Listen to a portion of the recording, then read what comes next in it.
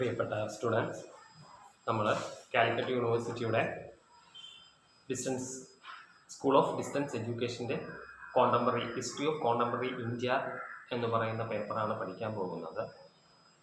അപ്പോൾ ഈ ഭാഗത്ത് 4 മോഡ്യൂളായിട്ടാണ് ഇതിനെ തിരിച്ചിരിക്കുന്നത്.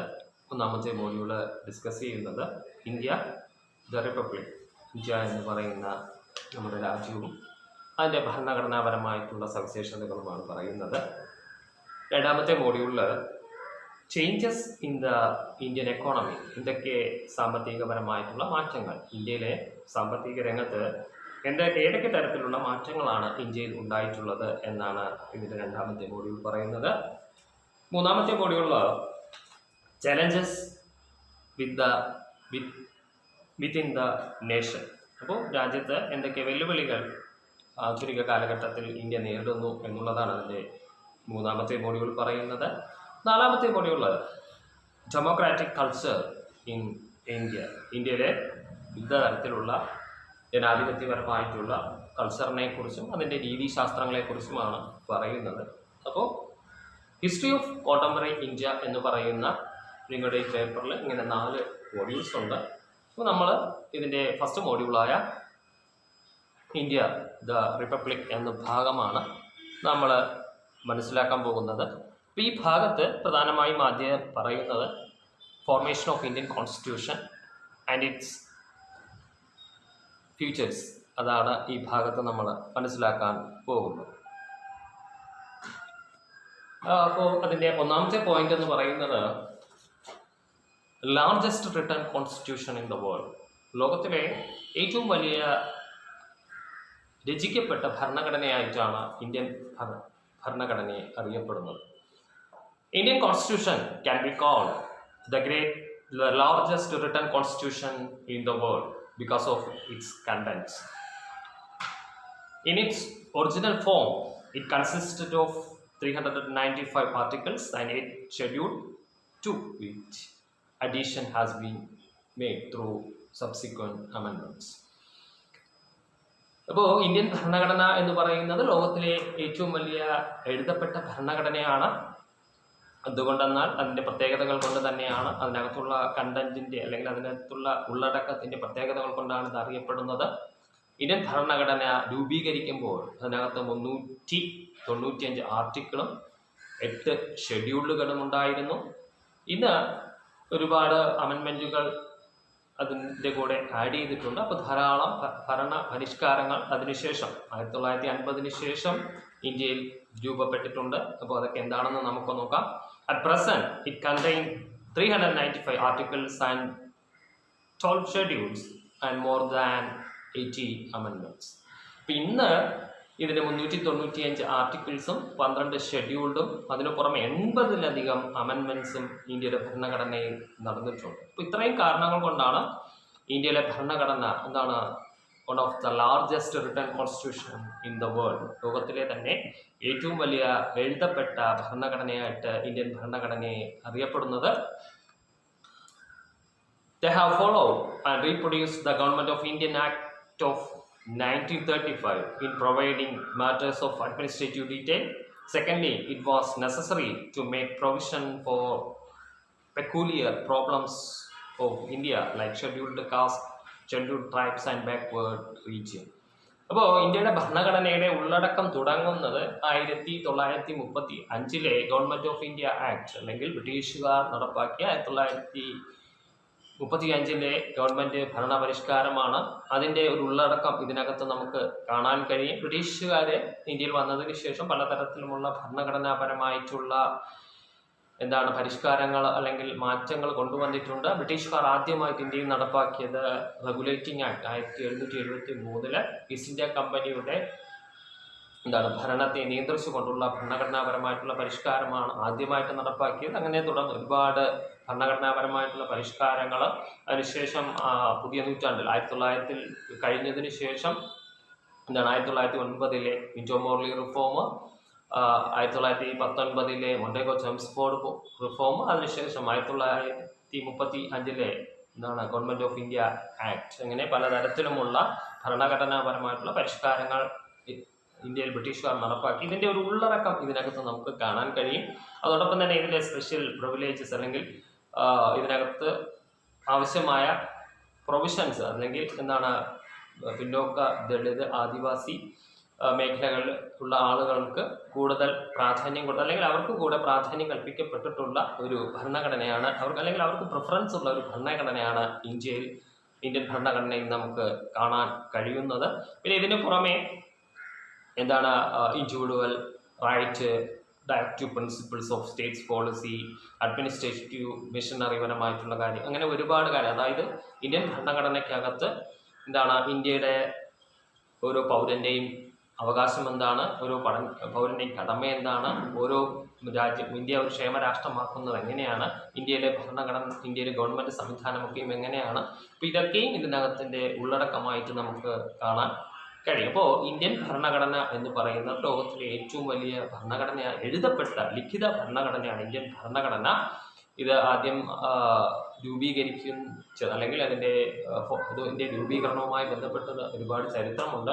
ആ ചരിത്രം എന്ന് പറയുന്നത് ബ്രിട്ടീഷുകാർ ഇന്ത്യ വിട്ടു പോകുന്നതിന് മുമ്പ്, അതായത് ക്വിറ്റ് ഇന്ത്യ സമരത്തിന് ശേഷം ഇന്ത്യയിൽ ഭരണഘടനാപരമായ പരിഷ്കാരങ്ങൾ അല്ലെങ്കിൽ ഇന്ത്യക്ക് എങ്ങനെ ഒരു സ്വതന്ത്ര രാഷ്ട്രമാക്കി മാറ്റാം എന്നതിനെ പറ്റി പഠിക്കാൻ വേണ്ടി പല കമ്മിറ്റികളും ബ്രിട്ടീഷ് ഗവൺമെൻറ്റിൻ്റെ അയച്ചു. അതാണ് ക്രിപ്സ് മിഷൻ, ക്യാബിനറ്റ് മിഷൻ, അങ്ങനെ പിന്നെ മൗണ്ട് ബാറ്റൻ പ്ലാൻ, അങ്ങനെ പലതരത്തിലും. അതായത് അന്ന് അവസാനത്തെ ഗവർണർ വൈസ്രോയി ആയിരുന്ന മൗണ്ട് ബാറ്റൻ പ്ലാൻ ആണ് അവസാനം വരുന്ന പരിഷ്കാരം. അതിനു മുമ്പ് ബ്രിട്ടീഷുകാർ 2 കമ്മിറ്റി അയക്കുന്നു, ക്രിപ്സ് മിഷനും ക്യാബിനറ്റ് മിഷനും.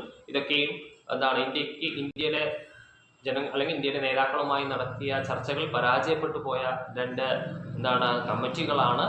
അവസാനം 1946 ആദ്യമായിട്ട് സച്ചിദാനന്ദ സിൻഹ എന്ന് പറയുന്ന ആളുടെ നേതൃത്വത്തിൽ ഒരു താൽക്കാലിക ഭരണഘടന രൂപീകരണ കമ്മിറ്റി രൂപീകരിക്കുന്നു. അതിനുശേഷം ഡോക്ടർ രാജേന്ദ്ര പ്രസാദിന്റെ നേതൃത്വത്തിൽ ഒരു സ്ഥിരം കമ്മിറ്റി രൂപീകരിക്കുന്നു. അവർ ഭരണഘടനാപരമായിട്ടുള്ള ഒരുപാട് ചർച്ചകൾ നടത്തുന്നു. ആ ചർച്ചകളും ഒരുപാട് മീറ്റിങ്ങുകളും അതിൻ്റെ ഏറ്റവും അവസാനത്തിലാണ് ഒരു ഭരണഘടനയുടെ ഒരു ഫ്രെയിം വർക്ക് അല്ലെങ്കിൽ അതിൻ്റെ ഒരു പ്രാഥമിക രൂപം തയ്യാറാക്കുന്നത്. അതിനുശേഷം ഡോക്ടർ BR അംബേദ്കറിന്റെ നേതൃത്വത്തിൽ ഒരു ഡ്രാഫ്റ്റിംഗ് കമ്മിറ്റി അല്ലെങ്കിൽ ഭരണഘടന അതിനെ ഷേപ്പ് ചെയ്തെടുക്കുന്ന ഒരു ഡ്രാഫ്റ്റിംഗ് കമ്മിറ്റി നിയോഗിക്കുന്നു. ആ ഭരണഘടന കമ്മിറ്റിയുടെ അല്ലെങ്കിൽ ഈ ഡ്രാഫ്റ്റിംഗ് കമ്മിറ്റിയുടെ നിർദ്ദേശങ്ങളാണ് പിന്നീട് ഇന്ത്യയുടെ ഭരണഘടനയായിട്ട് 1950 ജാനുവരി 26 പബ്ലിഷ് ചെയ്യുന്നത്. അപ്പോൾ ഇതാണ് അതിൻ്റെ ഒരു ബാക്ക് ഹിസ്റ്ററി എന്ന് പറയുന്നത്. അപ്പോൾ ഇന്ത്യൻ ഭരണഘടനയ്ക്കകത്ത് 395 ആർട്ടിക്കിളും അതിനകത്ത് 8 ഷെഡ്യൂൾഡുമാണ് ഉണ്ടായിരുന്നത്. ഇപ്പോൾ പുതിയ നൂറ്റാണ്ടിൽ ഒരുപാട് പരിഷ്കാരങ്ങൾ നടന്നിട്ടുണ്ട്. ഏകദേശം 80-ലധികം അമെൻമെൻറ്റ് അതിനകത്ത് നടന്നിട്ടുണ്ട്. ഇപ്പോൾ നിലവിൽ 395 ആർട്ടിക്കിൾസും 12 ഷെഡ്യൂൾഡുമാണ് നമുക്കതിനകത്ത് കാണാൻ കഴിയുന്നത്. ഇനി ഇന്ത്യൻ ഭരണഘടനയുടെ ഫീച്ചേഴ്സ് എന്തെന്ന് നോക്കാം. ഇത് partly rigid and partly flexible. ഇത് ഇന്ത്യയുടെ ഭരണഘടന വഴക്കമുള്ളതും എന്നാൽ ചില സാഹചര്യങ്ങളിൽ വളരെ റിജിഡാണ് അല്ലെങ്കിൽ വളരെ ശക്തമാണ് എന്നാണ്. അല്ലെങ്കിൽ ഭരണഘടന ചില സാഹചര്യങ്ങൾ നമുക്ക് പരിഷ്കരിക്കാൻ വളരെ എളുപ്പമാണ്, ചില സാഹചര്യങ്ങളിൽ ഇത് പരിഷ്കരിക്കുക കുറച്ച് ബുദ്ധിമുട്ടുള്ള കാര്യവും. എന്തൊക്കെയാണ് ഇന്ത്യൻ ഭരണഘടനയുമായി ബന്ധപ്പെട്ടുള്ള അതിൻ്റെ ഫ്ലെക്സിബിലിറ്റിയും റിജിഡിറ്റിയും എന്താണെന്ന് നമുക്ക് നോക്കാം. The Constitution of India is neither purely rigid nor purely flexible. There is a harmonious blend of rigidity and flexibility. Some parts of the Constitution can be amended by the ordinary law-making process by Parliament. Certain provision can be amended only when a bill for that purpose is passed in each House of Parliament by a majority of the total membership of that house and by a majority of not less than 2/3 of the members of that house presenting and voting. Then there are certain other provisions which can be amended by the second method described above and are ratified by the legislature of not less than 1/2 of the state before being presenting to the president for his assistant. അപ്പോൾ ഇന്ത്യയുടെ ഭരണഘടന എന്ന് പറയുന്ന സംവിധാനം അല്ലെങ്കിൽ ഇന്ത്യയുടെ നിയമനിർമ്മാണവുമായി ബന്ധപ്പെട്ട് ഇന്ത്യയുടെ ഭരണഘടന ചില സാഹചര്യങ്ങൾ വളരെ ലഘുവാണ്, ചില സാഹചര്യങ്ങൾ വളരെ കഠിനമാണ് അത് പരിഷ്കരിക്കുക എന്നുള്ളത്. അപ്പോൾ partly flexible and partly rigid. അപ്പോൾ എങ്ങനെയാണ് ഇന്ത്യയുടെ ഭരണഘടനയെ നമുക്ക് അമെൻമെൻറ്റ് ചെയ്യാൻ, അല്ലെങ്കിൽ ഇന്ത്യയുടെ ഭരണഘടനയെ എങ്ങനെയാണ് നമുക്ക് പരിഷ്കരിക്കാൻ കഴിയുക എന്നുള്ള സംവിധാനത്തെക്കുറിച്ച് നമുക്ക് നോക്കാം. അപ്പോൾ ഇത് നമുക്കതിൽ ചില മാറ്റങ്ങൾ, അമെൻമെൻറ്റുകൾ കൊണ്ട് വളരെ ഈസി ആയിട്ട് ചെയ്യാവുന്നതാണ്. ചില സാഹചര്യങ്ങൾ, അതായത് കേന്ദ്ര ഗവൺമെൻറ്റിൻ്റെ കയ്യിലാണ് ഈ ഭരണഘടനാ പരിഷ്കാരമൊക്കെയും ഉള്ളത്. അപ്പോൾ നമുക്കറിയാം, ഇന്ത്യ എന്ന് പറയുന്ന രാജ്യത്ത് ഒരു ഫെഡറൽ സംവിധാനമുണ്ട്. ആ ഫെഡറൽ സംവിധാനത്തിനുണ്ട് സ്റ്റേറ്റ് ഗവൺമെൻറ്റും സെൻട്രൽ ഗവൺമെൻറ്റുമുണ്ട്. ഭരണഘടനാപരമായിട്ടുള്ള പരിഷ്കാരത്തിൻ്റെ പരിപൂർണമായ ചുമതല പാർലമെന്റിന്റെ കയ്യിലാണ് ഇരിക്കുന്നത്. അപ്പോൾ പാർലമെന്റിലെ രണ്ട് സഭകൾ, ഇന്ത്യൻ പാർലമെന്റിലെ രണ്ട് സഭയുണ്ട്, ലോക്സഭ എന്നും രാജ്യസഭ എന്നും. ഈ രണ്ട് സഭയിലും ഒരുപോലെ ഭൂരിപക്ഷം കിട്ടിയാൽ അത് ചില ബില്ലുകളെയൊക്കെ വളരെ നിസ്സാരമായിട്ട് നമുക്ക് പരിഷ്കരിക്കാൻ കഴിയും. എന്നാൽ ചില സാഹചര്യങ്ങളിൽ ഈ ഭരണഘടനാ പരിഷ്കാരം എന്ന് പറയുന്നത് വളരെ ബുദ്ധിമുട്ടുള്ള ഒരു സംഗതിയാണ്. കാരണം അതിൻ്റെ പ്രൊസീജിയർ റിജിഡ് ആയിട്ടുള്ള അല്ലെങ്കിൽ വളരെ ബുദ്ധിമുട്ടുള്ള ഭരണ പരിഷ്കാരം എന്ന് പറയുന്നത് ഇങ്ങനെയാണ്. പാർലമെന്റിൽ അംഗമായിരിക്കുന്ന, അല്ലെങ്കിൽ അതായത് വോട്ടിംഗ് നടക്കുന്ന ഏത് അമെൻമെന്റ് ബില്ലാണോ പാർലമെന്റിൽ പാസ്സാക്കാൻ പോകുന്നത്, ആ സമയത്ത് പ്രസന്റ് ആയിരിക്കുന്ന അംഗങ്ങളുടെ 2/3 2/3 ഭൂരിപക്ഷം നിർബന്ധമായും ഉണ്ടായിരിക്കണം. അതിനു പുറമേ രാജ്യത്തിലെ സംസ്ഥാനങ്ങളിലെ പകുതിയിലധികം സംസ്ഥാനങ്ങളും പിന്തുണച്ചാൽ മാത്രമേ ചില ഭരണഘടനാപരമായ പരിഷ്കാരങ്ങൾ നടപ്പാക്കാൻ കഴിയുകയുള്ളൂ. അപ്പോൾ ശ്രദ്ധിക്കുക, ഇന്ത്യയുടെ ഭരണഘടനാപരമായിട്ടുള്ള പരിഷ്കാരം 2 തരത്തിലാണ്. ഒന്നാമത്തേത് വളരെ ഈസി ആയിട്ട്, വളരെ സിമ്പിളായിട്ട് നമുക്ക് ചെയ്യാൻ പറ്റും. ചില ഭരണഘടനാ പരിഷ്കാരങ്ങൾ അല്ലെങ്കിൽ ഇന്ത്യയുടെ ഭരണഘടന ചില രീതിയിൽ പരിഷ്കരിക്കുമ്പോൾ പ്രായോഗികമായിട്ടുള്ള ഒരുപാട് ബുദ്ധിമുട്ടുണ്ട്. അത് പാർലമെന്റിൽ ഒരു നിയമം പാസ്സാക്കണം. ആ നിയമം പാസ്സാക്കുമ്പോൾ അന്ന് പ്രസന്റ് ആയിരിക്കുന്ന MP-മാർ, അത് രാജ്യസഭയിലായാലും ലോക്സഭയിലായാലും ശരി തന്നെ, അതിലുള്ളതിൻ്റെ 3/2 ഭൂരിപക്ഷം ഉണ്ടായിരിക്കണം. അതിന് പുറമെ സ്റ്റേറ്റുകൾ, ഇന്ത്യയിലെ മൊത്തം സംസ്ഥാനങ്ങളിൽ പകുതിയിലധികം സപ്പോർട്ട് ചെയ്താൽ മാത്രമേ സ്റ്റേറ്റ് ഗവൺമെന്റും സെൻട്രൽ ഗവൺമെന്റും തമ്മിലുള്ള എന്തെങ്കിലും തരത്തിലുള്ള ഭരണഘടനാ പരിഷ്കാരം നടപ്പാക്കാൻ കഴിയുകയുള്ളൂ.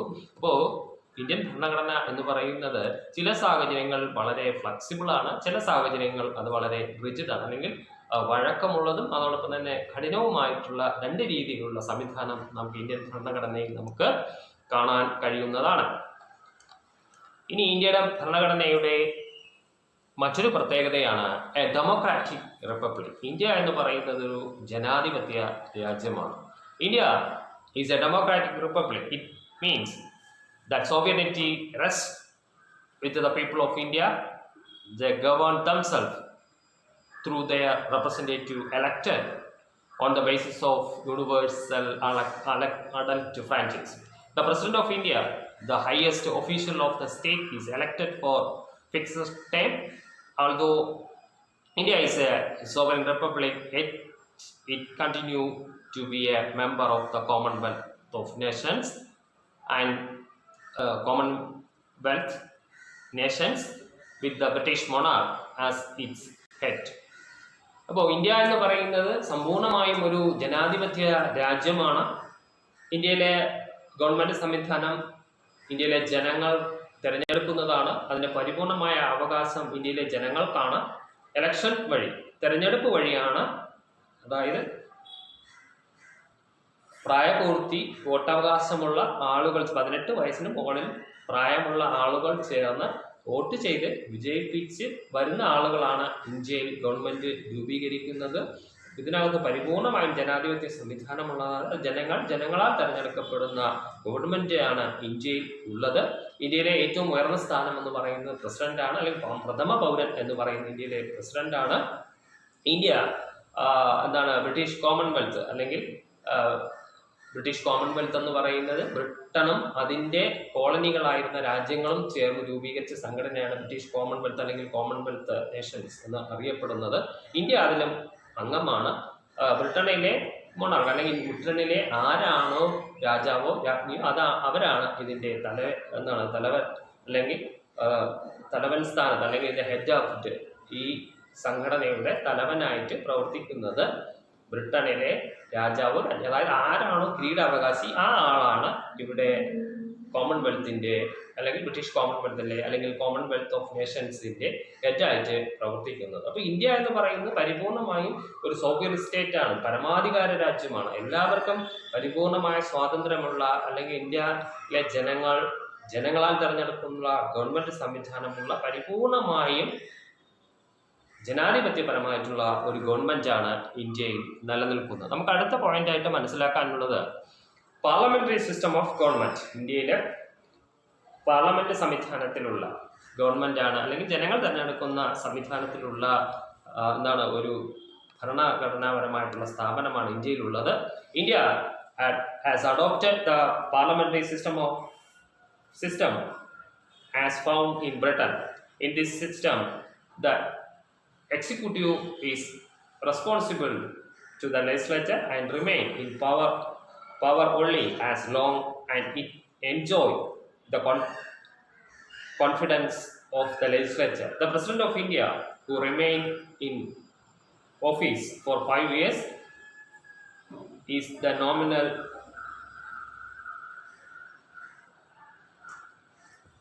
titular or constitutional head. The Union Council of Ministers with the Prime Minister and its head is drawn from the legislature. It is electively responsible to the House of the People and has to resign as soon as it loses the confidence of that House. The President is a normal executive, shall exercise his powers according to the advice of the Union Council of Ministers, the real executive. അപ്പോൾ ഇന്ത്യയിലെ ജനാധിപത്യ സംവിധാനമായിട്ടുള്ള ഒരു ഗവൺമെന്റാണ് ഇന്ത്യയിൽ നിലനിൽക്കുന്നത്. അത് ഇന്ത്യയുടെ ഭരണഘടന നമുക്ക് നൽകുന്നതാണ്. ബ്രിട്ടനിലുള്ള പാർലമെന്ററി സിസ്റ്റം അല്ലെങ്കിൽ ബ്രിട്ടനിലുണ്ടായിരുന്ന ജനാധിപത്യ സംവിധാനത്തിലുള്ള ഗവൺമെന്റാണ് ഇന്ത്യയും അഡോപ്റ്റ് ചെയ്ത് ഇന്ത്യയും സ്വീകരിച്ചിരിക്കുന്നത്. ഇതിനകത്ത് ലെജിസ്ലേച്ചർ പരമായിട്ടുള്ള അല്ലെങ്കിൽ ലെജിസ്ലേച്ചർ, എക്സിക്യൂട്ടീവ്, ജുഡീഷ്യറി, അതായത് നിയമനിർമ്മാണവുമായി ബന്ധപ്പെട്ട് 3 സംവിധാനങ്ങളാണ് നമ്മൾ പോളിറ്റിക്സിൽ മനസ്സിലാക്കുന്നത്. ലെജിസ്ലേച്ചർ, എക്സിക്യൂട്ടീവ്, പിന്നെ ജുഡീഷ്യറി. അതായത് നിയമം കൊണ്ടുവരുന്നത് ലെജിസ്ലേച്ചർ, നിയമസഭയ്ക്കാണ് അല്ലെങ്കിൽ പാർലമെന്റിനാണ് നിയമങ്ങൾ കൊണ്ടുവരാനുള്ള അവകാശം. അത് നടപ്പാക്കാനുള്ള അവകാശം എക്സിക്യൂട്ടീവിനാണ്, ഉദ്യോഗസ്ഥർക്കാണ്. അത് അവർ ചെയ്തില്ലെങ്കിൽ അവരെ കൊണ്ട് നിർബന്ധിപ്പിച്ച് അല്ലെങ്കിൽ അവരെ കൊണ്ട് ചെയ്യിക്കേണ്ട ഡ്യൂട്ടിയാണ് എക്സിക്യൂട്ടീവ് അല്ലെങ്കിൽ ജുഡീഷ്യറി സംവിധാനത്തിൽ അല്ലെങ്കിൽ നീതിന്യായ വകുപ്പിന് ഉള്ളത്. അപ്പോൾ ഇന്ത്യയിൽ ഇങ്ങനെ 3 തരത്തിലുള്ള രീതികളുണ്ട്. ലോകത്തിലെല്ലായിടത്തും നമുക്ക് കാണാൻ കഴിയുന്നതാണ്. Legislature, executive, judiciary. അത് പാർലമെന്ററി ഫോം ഓഫ് ഗവൺമെന്റിന്റെ പ്രത്യേകതയാണ്. അപ്പോൾ ഇന്ത്യയിലെ ലെജിസ്ലേച്ചർ നടത്തുന്ന അല്ലെങ്കിൽ നിയമനിർമ്മാണ സഭ നടത്തുന്ന പരിഷ്കാരങ്ങളെ, നയങ്ങളെ, അവരുടെ ഗവൺമെന്റിന്റെ രീതികളെ അത് നടപ്പാക്കുന്ന ജോലിയാണ് എക്സിക്യൂട്ടീവ് അല്ലെങ്കിൽ ഉദ്യോഗസ്ഥർക്ക് നമുക്ക് കാണാൻ കഴിയുന്നത്. പിന്നെ ഇന്ത്യയിലെ പൗരത്വമുള്ള എല്ലാവരും വോട്ട് ചെയ്ത് വിജയിപ്പിക്കുന്ന ഗവൺമെന്റാണ് ഇന്ത്യയിൽ അധികാരത്തിൽ വരുന്നത്. ഇന്ത്യ എന്ന രാജ്യത്തിന്റെ തലവൻ, 1ാമത്തെ പൗരൻ എന്ന് പറയുന്നത് പ്രസിഡന്റാണ്. അദ്ദേഹത്തെ തിരഞ്ഞെടുക്കുന്നത് 5 വർഷത്തിലൊരിക്കലാണ്. 5 വർഷത്തിൽ പാർലമെന്റ് സംസ്ഥാനങ്ങളും ചേർന്നാണ് ഇന്ത്യയിലെ പ്രസിഡന്റിനെ തിരഞ്ഞെടുക്കുന്നത്. അപ്പോൾ പ്രസിഡന്റ് പ്രവർത്തിക്കുന്ന സ്വതന്ത്രമായിട്ടാണ് എങ്കിൽ പോലും അദ്ദേഹം എല്ലായ്പ്പോഴും കേന്ദ്ര ഗവൺമെന്റിന്റെ നിർദ്ദേശമനുസരിച്ച്, അതായത് പ്രധാനമന്ത്രി അടങ്ങുന്ന മന്ത്രിസഭയും നൽകുന്ന നിർദ്ദേശങ്ങൾ അനുസരിച്ചാണ് ഇദ്ദേഹം കാര്യങ്ങൾ കൈകാര്യം ചെയ്യുന്നത്. പക്ഷേ ഇദ്ദേഹത്തിന് സ്വന്തമായിട്ട് ചെയ്യാനുള്ള അധികാരമുണ്ട്. അല്ലെങ്കിൽ ഇന്ത്യയുടെ 1ാമത്തെ പൗരൻ, ഇന്ത്യയിലെ സർവാധിപതി, എല്ലാ സൈന്യങ്ങളുടെയും അധിപതിയായിട്ട് നിൽക്കുന്നത് പ്രസിഡന്റാണ്. പക്ഷേ അധികാരത്തിൽ ഒരുപാട് അധികാരങ്ങളിൽ ഇടപെടുന്നതിന് ഒരുപാട് പരിമിതികളുണ്ട്. കാരണം പ്രധാനമന്ത്രിക്കും കൗൺസിൽ ഓഫ് മിനിസ്റ്റർ അല്ലെങ്കിൽ പ്രധാനമന്ത്രി ഉൾപ്പെടുന്ന മന്ത്രിസഭയ്ക്കുമാണ് എല്ലാ കാര്യങ്ങളും ചെയ്യാനുള്ള പെർമിഷൻ അല്ലെങ്കിൽ അധികാരമുള്ളത്. പക്ഷേ ഇതിൻ്റെ എല്ലാത്തിൻ്റെയും തലവനായിട്ട് പ്രവർത്തിക്കുന്നത് പ്രസിഡന്റാണ്. ഇപ്പോൾ പ്രധാനമന്ത്രി അദ്ദേഹത്തിൻ്റെ മന്ത്രിസഭയും തിരഞ്ഞെടുക്കുന്നത് ഇങ്ങനെയാണ്. എലക്ഷൻ നടക്കുന്നു. എലക്ഷൻ നടന്നതിന് ശേഷം ഏറ്റവും കൂടുതൽ ഭൂരിപക്ഷം അല്ലെങ്കിൽ ഏറ്റവും കൂടുതൽ ആളുകളെ ജയിപ്പിക്കാൻ കഴിഞ്ഞ, ഇപ്പോൾ ഇന്ത്യയിൽ 545 പാർലമെന്റ് മെമ്പർമാരാണുള്ളത്.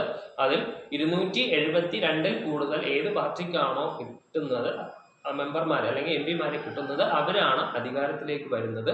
ആ അധികാരത്തിൽ വരുന്ന പാർട്ടിയിൽ അല്ലെങ്കിൽ അധികാരം ലഭിക്കുന്ന പാർട്ടിയിൽ നിന്ന് ഒരാളിനെ പ്രധാനമന്ത്രിയായി തെരഞ്ഞെടുക്കുന്നു, അതിൽ നിന്ന് മന്ത്രിമാരെ തെരഞ്ഞെടുക്കുന്നു. അപ്പോൾ അതിൽ ഈ 272 കൂടുതലുണ്ടായിരുന്നാൽ അവർക്ക് പാർലമെന്റിൽ ഭൂരിപക്ഷമുണ്ട്. ആ ഭൂരിപക്ഷം അനുസരിച്ച് അവർക്ക് ഭരിക്കാനുള്ള അവകാശമുണ്ട്. എന്നാൽ ഈ 272 കുറയുകയാണ് എങ്കിൽ പ്രതിപക്ഷം എന്താണ് അവിടെ നോൺ കോൺഫിഡൻസ് മോഷൻ അല്ലെങ്കിൽ അവിശ്വാസ പ്രമേയം കൊണ്ടുവരും. ആ പ്രമേയത്തിൽ പരാജയപ്പെട്ടു പോയാൽ അല്ലെങ്കിൽ 272 എന്ന സംഖ്യയിൽ ഭരിക്കുന്ന പാർട്ടിക്ക് എത്താൻ കഴിയാതെ പോയാൽ അവർ രാജിവെച്ച് പുറത്തു പോകണം എന്നുള്ളത് ആണ്. അപ്പോൾ ഇന്ത്യ എന്ന് പറയുന്ന ജനാധിപത്യ രാജ്യം, അത് പാർലമെന്റ് സംവിധാനമാണ്. പരിപൂർണമായും പാർലമെന്റ് രീതിയാണ് ഇന്ത്യക്കുള്ളത്. അതിൽ ഏറ്റവും കൂടുതൽ എം പിമാർ അല്ലെങ്കിൽ മെമ്പർ പാർലമെന്റ്, ഏറ്റവും കൂടുതൽ എന്താണ് ലോക്സഭാ സാമാജികരെ തിരഞ്ഞെടുക്കാൻ കഴിയുന്ന പാർട്ടി അധികാരത്തിൽ വരുന്നു. അവർക്ക് ഭൂരിപക്ഷം കിട്ടുന്നു. അവർക്ക് ഭൂരിപക്ഷം നഷ്ടപ്പെട്ടു പോയാൽ എന്ത് ചെയ്യണം? അവരെ രാജിവെച്ച് പുറത്തു പോകണം. അതാണ് ഇന്ത്യയുടെ ഭരണഘടനാപരമായിട്ടുള്ള പാർലമെന്റ് സംവിധാനത്തിലുള്ള ഗവൺമെന്റ് എന്ന് പറയുന്നത്. പിന്നെ ഇതെല്ലാത്തിൻ്റെയും ജനങ്ങളുടെ അതായത് ഇന്ത്യയിലെ പാർലമെന്റ് സംവിധാനം ജനങ്ങൾ നേരിട്ട് തിരഞ്ഞെടുക്കുന്ന സഭയാണ് ലോക്സഭ. ഇൻഡയറക്റ്റ് ആയിട്ടുള്ള ഇലക്ഷൻ, ജനങ്ങൾ നേരിട്ടല്ലാതെ തിരഞ്ഞെടുക്കുന്ന സംവിധാനമാണ് രാജ്യസഭയിലുള്ളത്. രാജ്യസഭയിൽ 250 അംഗങ്ങളാണുള്ളത്. അതിൽ 12 പേരെ തിരഞ്ഞെടുക്കുന്നത് രാഷ്ട്രപതിയാണ്. രാഷ്ട്രപതിക്ക് 12 പേരെ നോമിനേറ്റ് ചെയ്യാനുള്ള അധികാരമുണ്ട്. പിന്നെ അതാത് സംസ്ഥാനങ്ങളെ നിയമസഭകൾ അവിടെ നിയമസഭയിലെ അംഗങ്ങളുടെ പ്രായമനുസരിച്ച് രാജ്യസഭയിലേക്ക് എം പിമാരെ അയക്കാൻ നമുക്ക് കേരളത്തിൽ നിന്ന് 9 പേരെയാണ് അയക്കുന്നത്. കൂടുതൽ ജനസംഖ്യയും കൂടുതൽ MLA-മാരുമുള്ള സ്ഥലങ്ങളിൽ നിന്ന് കൂടുതൽ രാജ്യസഭ എം പിമാരെ അയക്കുന്നുണ്ട്. ഇപ്പോൾ ഉത്തർപ്രദേശ്, മഹാരാഷ്ട്ര പോലെയുള്ള സംസ്ഥാനങ്ങൾ കൂടുതൽ രാജ്യസഭാ അംഗങ്ങളെ അയക്കുന്നു. കേരളത്തിന് വെറും 9 ഉള്ളൂ. കാരണം ജനസംഖ്യ പ്രായമനുസരിച്ചാണ് രാജ്യസഭയിലേക്ക് തിരഞ്ഞെടുക്കപ്പെടുന്നത്. 6 വർഷത്തേക്കാണ് അത് തിരഞ്ഞെടുക്കപ്പെടുന്നത്. അത് പെർമനന്റ് ബോഡിയാണ്. അതിന്റെ 6 വർഷത്തേക്ക് ഒരാളെ തിരഞ്ഞെടുത്താൽ അയാൾക്ക് സ്വയം രാജിവെച്ച് പോവുകയല്ലാതെ പിരിച്ചുവിടുന്ന സംവിധാനം ഇല്ല. എന്നാൽ ലോക്സഭയിൽ അങ്ങനെയല്ല. ലോക്സഭയിൽ ഗവൺമെന്റ് എപ്പോഴും കോൺഫിഡൻസ് അല്ലെങ്കിൽ വിശ്വാസം ഉള്ള ഗവൺമെന്റ്, അവിശ്വാസ പ്രമേയത്തിലൂടെ പുറത്താക്കിയ ഗവൺമെന്റ് പുറത്തു പോകും. ആ മെമ്പറിന്റെ സ്ഥാനവും നഷ്ടപ്പെടും.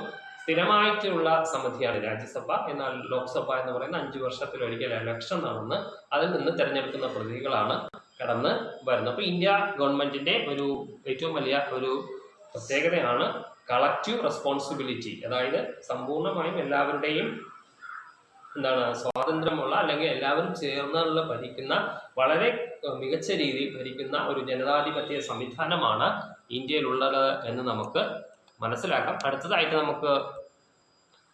നമുക്ക് മനസ്സിലാക്കാനുള്ളത് ഫെഡറേഷൻ. ഇന്ത്യ ഒരു ഫെഡറേഷനാണ് അല്ലെങ്കിൽ ഒരു ഏകീകൃത സ്വഭാവമുള്ളതാണ്. Article 1 of the constitution of India says India that is Bharat shall be a union of states. Though the word federation is not used, the government is federal.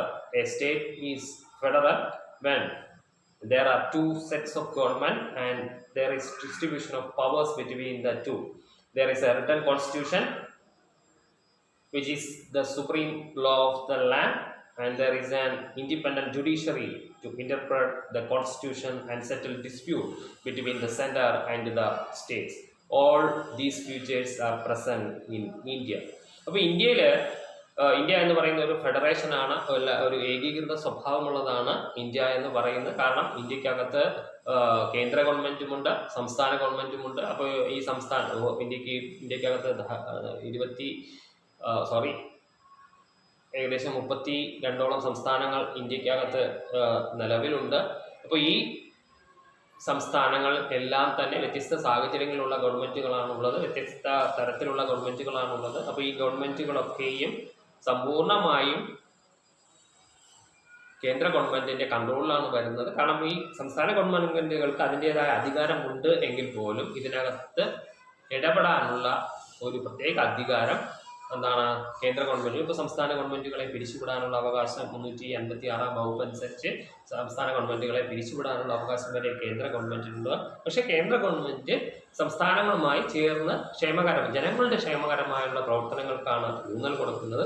അങ്ങനെ രണ്ട് തരത്തിലുള്ള ഗവൺമെൻറ്റുണ്ട്. സെൻട്രൽ ഗവൺമെൻറ്റും സ്റ്റേറ്റ് ഗവൺമെൻറ്റും ഇവർ തമ്മിലുള്ള അധികാരം സംബന്ധിച്ച് തർക്കങ്ങൾ ഉണ്ടാകാറുണ്ട്. പക്ഷെ ആ തർക്കങ്ങളൊക്കെയും ചർച്ചകളിലൂടെ പരിഹരിച്ച് മുന്നോട്ട് പോകുന്ന ഒരു രീതിയാണ് നമുക്ക് കാണാൻ കഴിയുന്നത്. വലിയ പ്രശ്നങ്ങളൊന്നും ഇല്ലാതെ ചില തരത്തിലുള്ള സംസ്ഥാനവും കേന്ദ്ര ഗവൺമെന്റും തമ്മിൽ ചില തരത്തിലുള്ള പ്രശ്നങ്ങൾ ഉണ്ട് എങ്കിൽ പോലും വ്യത്യസ്ത തരമായിട്ടുള്ള രീതിശാസ്ത്രവുമാണ് ഉള്ളത്. അതുകൊണ്ട് എല്ലാവരും ചേർന്ന് പോകുന്ന ഒരു രീതിയാണ് നമുക്ക് കാണാൻ കഴിയുന്നത്. കേന്ദ്ര ഗവൺമെന്റിന്റെ അധികാരങ്ങളെ സംസ്ഥാന ഗവൺമെന്റ് ഇടപെടാറില്ല. സംസ്ഥാന ഗവൺമെന്റിന്റെ കാര്യങ്ങളിൽ കേന്ദ്ര ഗവൺമെന്റും ഇടപെടാതെ രണ്ടുപേരും വളരെ അഡ്ജസ്റ്റ് ചെയ്ത് പോകുന്ന ഒരു രീതിയാണ് ഇന്ത്യയിൽ നിലനിൽക്കുന്നത്. ചില തരത്തിലുള്ള ഡിസ്പ്യൂട്ടുകൾ, ചില തരത്തിലുള്ള തർക്കങ്ങളൊക്കെയും ഉണ്ട്.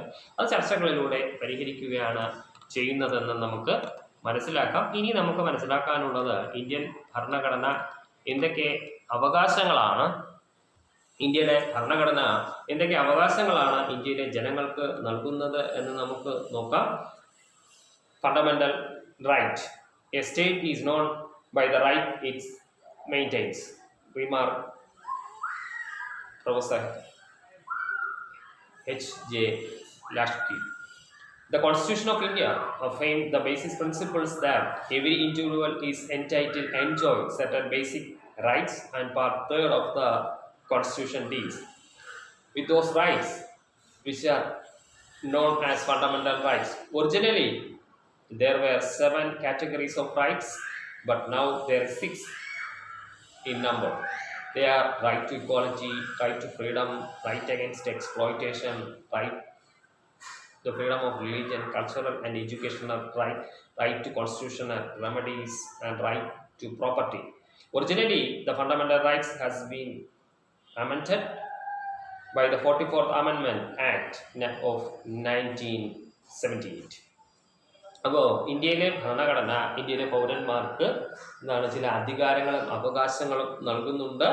അതിനെക്കുറിച്ച് നമുക്ക് എന്താണെന്ന് നോക്കാം. ഇന്ത്യയിൽ പൗരത്വമുള്ള സകല ആളുകൾക്കും 7 തരത്തിലുള്ള അധികാരങ്ങളാണ് കോൺസ്റ്റിറ്റ്യൂഷൻ ഭരണഘടന രൂപീകരിച്ചപ്പോൾ ഉണ്ടായിരുന്നത്.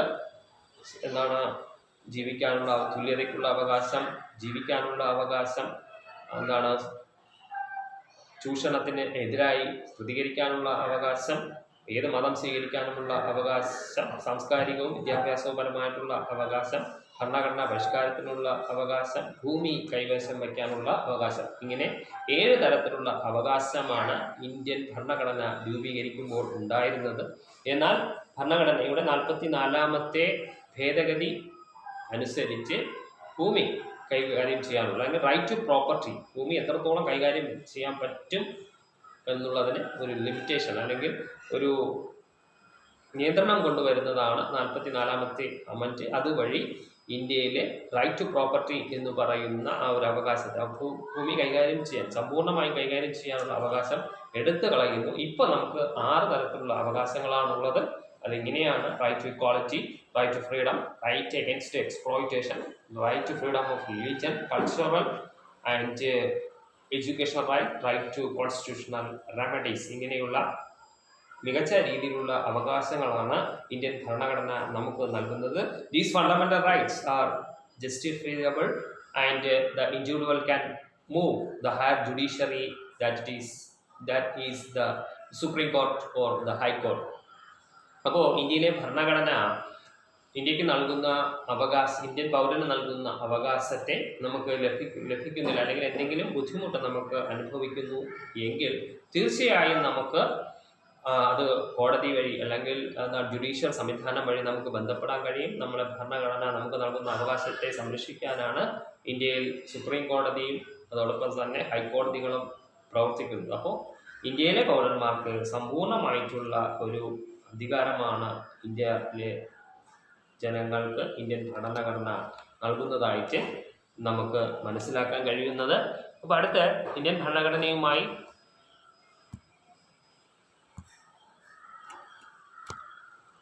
നമുക്ക് ഇന്ത്യൻ ഭരണഘടനയുമായി ബന്ധപ്പെട്ട് നമുക്ക് മനസ്സിലാക്കാനുള്ള മറ്റൊരു കാര്യമാണ് directive principles of states policy.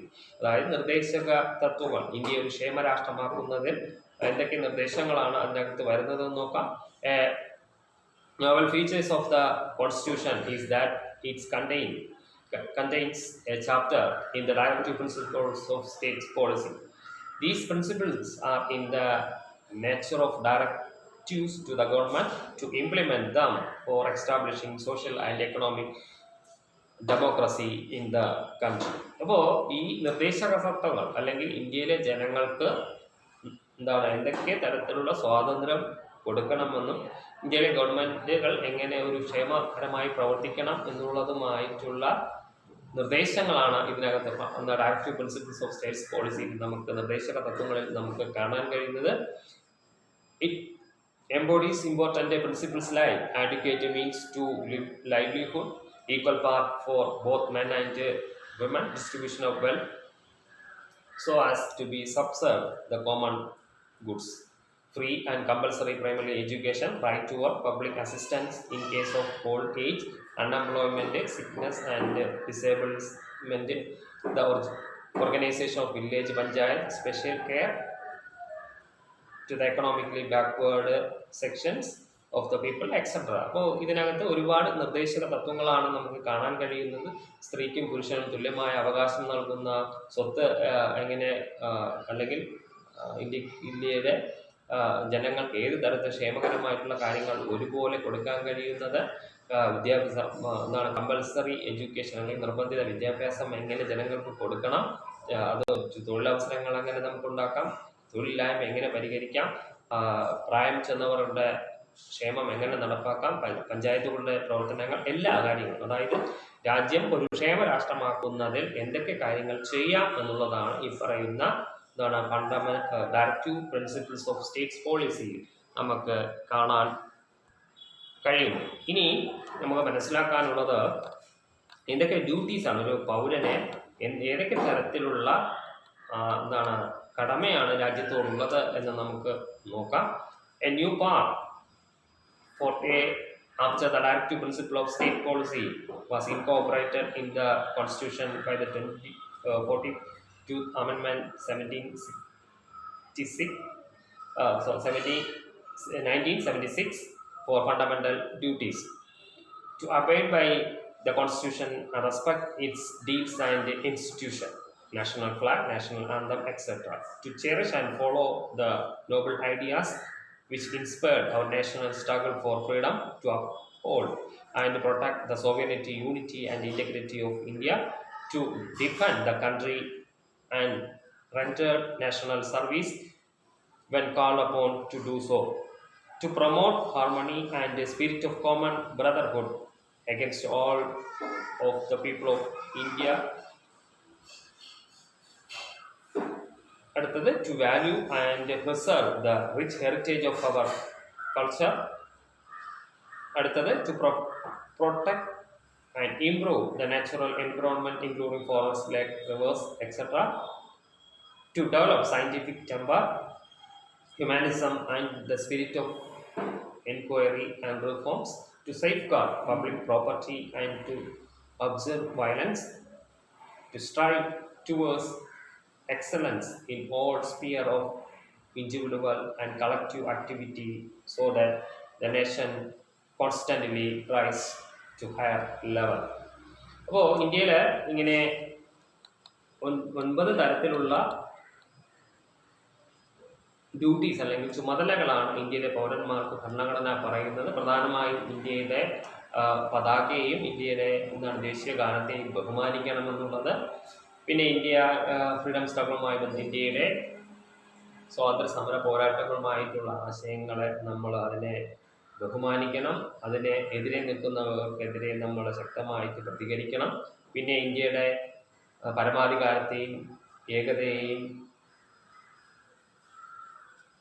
ഒക്കെയും നമ്മൾ അംഗീകരിക്കണം. വിഭാഗീയതയെ നമ്മൾ എതിർക്കണം. അതായത് നമുക്കറിയാം ഇന്ത്യ എന്ന് പറയുന്നത് മതേതര രാജ്യമാണ്. അപ്പോൾ അതിൻ്റെ മതേതരത്വം നിലനിർത്താൻ വേണ്ടി, അതിൻ്റെ പരമാധികാരത്തെ നിലനിർത്താൻ വേണ്ടി ഇന്ത്യയിലെ എല്ലാ ജനങ്ങളും ബാധ്യസ്ഥരാണ്. പിന്നെ രാജ്യത്തിന് നമ്മുടെ ആവശ്യം ഉണ്ട്. അല്ലെങ്കിൽ രാജ്യം നമ്മളെ ആവശ്യപ്പെടുമ്പോൾ നമ്മൾ രാജ്യത്തിന് വേണ്ടി സേവനം ചെയ്യാൻ തൽപരരായിരിക്കണം. പിന്നെ രാജ്യത്തിന് സാമൂഹിക സൗഹാർദ്ദം നിലനിർത്താൻ, അതിപ്പോൾ ജാതിയായാലും മതമായാലും ഭാഷയായാലും എന്തായാലും അത് നിലനിർത്താനുള്ള ഒരു ചുമതല നമുക്കുണ്ട്. ഇന്ത്യയിലെ റിച്ച് ഹെറിറ്റേജ് അല്ലെങ്കിൽ ഇന്ത്യയിലുള്ള നമ്മളെ മഹത്വത്തെ, ഇന്ത്യയുടെ പാരമ്പര്യത്തെ നമ്മളെപ്പോഴും ബഹുമാനിക്കണം. പിന്നെ നമ്മുടെ പരിസ്ഥിതിയെ, അതായത് നമ്മുടെ പരിസ്ഥിതിയുമായി ബന്ധപ്പെട്ട കാടും പുഴകളും വനങ്ങളും ഒക്കെ നമ്മൾ സംരക്ഷിക്കണം. പിന്നെ ശാസ്ത്രീയപരമായിട്ടുള്ള രീതികളെ നമ്മൾ സപ്പോർട്ട് ചെയ്യണം. മാനവികമായ കാര്യങ്ങൾക്ക് നമ്മൾ പ്രാധാന്യം കൊടുക്കണം. പിന്നെ നമ്മുടെ പൊതു സ്വത്ത്, രാജ്യത്തിൻ്റെ പൊതു സ്വത്തുക്കളെ സംരക്ഷിക്കാനുള്ള ഒരു ബാധ്യത നമുക്കുണ്ട്. അപ്പോൾ അതോടൊപ്പം തന്നെ എല്ലാവരും ചേർന്ന് രാജ്യത്തിൻ്റെ ക്ഷേമത്തിന് വേണ്ടി പ്രവർത്തിക്കണം എന്നുള്ളത്. ഇങ്ങനെ പലതരത്തിലുമുള്ള ഡ്യൂട്ടീസ് അല്ലെങ്കിൽ ചുമതലകളാണ് ഇന്ത്യയിലെ പൗരന്മാർക്ക് ഭരണഘടന നിർദ്ദേശിക്കുന്നത്. പ്രധാനമായും രാജ്യത്തിൻ്റെ ദേശീയ പതാകയെയും ദേശീയ ഗാനത്തെയും നമ്മൾ ബഹുമാനിക്കണം. ഇന്ത്യയുടെ ദേശീയ പോരാട്ടങ്ങൾ, ഇന്ത്യയുടെ സ്വാതന്ത്ര്യത്തിന് വേണ്ടി വിവിധ ഗാന്ധിജി, നെഹ്റുവും ഒക്കെ നടത്തിയ പോരാട്ടങ്ങളെ നമ്മൾ ബഹുമാനിക്കണം. പിന്നെ ഇന്ത്യയുടെ ഏക സ്വഭാവത്തെ അല്ലെങ്കിൽ മതേതരത്വത്തെ നമ്മൾ ബഹുമാനിക്കണം, അതിനെ സപ്പോർട്ട് ചെയ്യണം, അതിനെ സംരക്ഷിക്കണം. പിന്നെ രാജ്യത്തിന് എന്തെങ്കിലും നമ്മൾ സേവനം ചെയ്യാൻ രാജ്യം ആവശ്യപ്പെടുമ്പോൾ നമ്മൾ യാതൊരു മടിയും കൂടാതെ അതിന് തൽപരരാകണം. രാജ്യത്തിൻ്റെ ഏക സ്വഭാവത്തെ അല്ലെങ്കിൽ യൂണിവേഴ്സൽ കോമൺ ബ്രദർഹുഡിനെ നമ്മൾ, അല്ലെങ്കിൽ ഏക സ്വഭാവത്തെ, അതായത് മതപരമായിട്ടുള്ള, ജാതിപരമായിട്ടുള്ള, വർഗപരമായിട്ടുള്ള, ഭാഷാപരമായിട്ടുള്ള യാതൊരു വിവേചനത്തെയും നമ്മൾ അംഗീകരിക്കാൻ പാടില്ല. എല്ലാവരും ഒരുപോലെ കാണുന്ന ഒരു സമീപനമുണ്ടാകണം. നമ്മുടെ പാരമ്പര്യത്തെ നമ്മൾ അല്ലെങ്കിൽ നമ്മുടെ ഹെറിറ്റേജിനെ, നമ്മുടേതായ പാരമ്പര്യപരമായിട്ടുള്ള സാംസ്കാരികപരമായിട്ടുള്ള സവിശേഷതകൾ നമ്മൾ ബഹുമാനിക്കണം. പിന്നെ രാജ്യത്തിൻ്റെ എൻവിറോൺമെൻറ്റ്, പരിസ്ഥിതിയെ നമ്മൾ തീർച്ചയായും സംരക്ഷിക്കണം. രാജ്യത്തിൻ്റെ മാനവികതയെ നമ്മൾ സപ്പോർട്ട് ചെയ്യണം. രാജ്യത്തിൻ്റെ പൊതു സ്വത്തിനെ നമ്മൾ സപ്പോർട്ട് അല്ലെങ്കിൽ സേഫ് ഗാർഡിനെ സംരക്ഷിക്കണം. അങ്ങനെ 9 തരത്തിലുള്ള ചുമതലകളാണ് ഭരണഘടന നമ്മളോട് നിർദ്ദേശിക്കുന്നത്.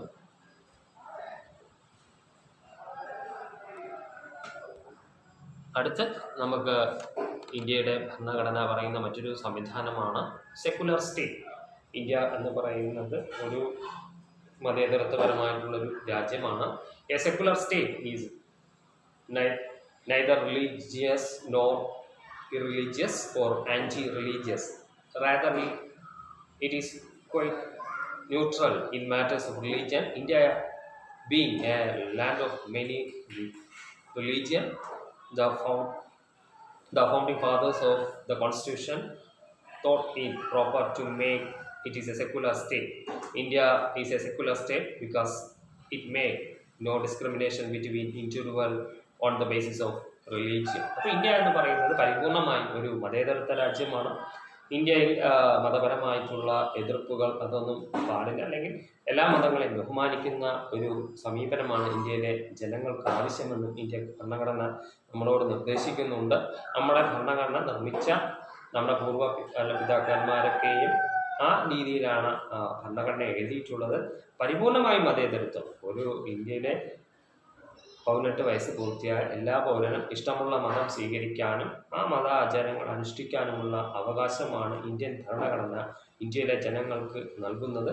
അതിന് യാതൊരു വിവേചനവും പാടില്ല. എല്ലാവരെയും ഒരുപോലെ കാണുന്ന, എല്ലാവർക്കും പരിപൂർണമായ സ്വാതന്ത്ര്യം നൽകുന്ന ഒരു ഭരണഘടനാപരമായിട്ടുള്ള അവകാശമാണ് ഇന്ത്യ നമുക്ക് ദാനം ചെയ്യുന്നത്. അപ്പോൾ അടുത്തതായിട്ട്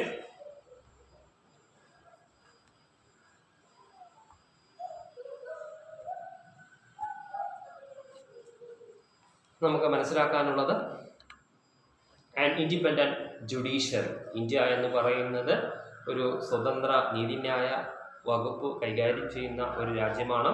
the judiciary occupies an important place in our constitution, and it is also made independent of the legislature and the executive. The Supreme Court of India stands at the apex of single integrated judicial system. It acts as a protector of fundamental rights of Indian citizen and guardian of the constitution. അപ്പോൾ ഇന്ത്യക്ക് സ്വതന്ത്രവും നീതിയുക്തവുമായിട്ടുള്ള ഒരു നീതിന്യായ വിഭാഗമാണ് നമുക്ക് കാണാൻ കഴിയുന്നത്. അത് സുപ്രീം കോടതിയാണ് അതിൻ്റെ ഏറ്റവും ഉയർന്ന സ്ഥാനത്ത് നിൽക്കുന്നത്. അതാണ് ഇന്ത്യയിലെ പരമമായ കോടതി. നീതിന്യായ വകുപ്പിൻ്റെ ഏറ്റവും അവസാനത്തെ വാക്കെന്ന് പറയുന്നത് സുപ്രീം കോടതിയാണ്. ഇന്ത്യയിലെ എല്ലാ പൗരന്മാർക്കും ഉള്ള അവകാശങ്ങളെ പ്രൊട്ടക്റ്റ് ചെയ്യുന്ന, അല്ലെങ്കിൽ രാജ്യം നമുക്ക് നൽകുന്ന അവകാശങ്ങളെ സംരക്ഷിക്കുന്ന ഒരു കോട്ട പോലെയാണ് ഇന്ത്യയുടെ നീതിന്യായ വകുപ്പ് നിലനിൽക്കുന്നത് എന്നാണ് ഭരണഘടന നമുക്ക് പറഞ്ഞു തരുന്നത്. അപ്പോൾ ഇന്ത്യയിലെ എല്ലാ, അതായത് നമ്മൾ നേരത്തെ പഠിച്ച സെക്കുലറിസവും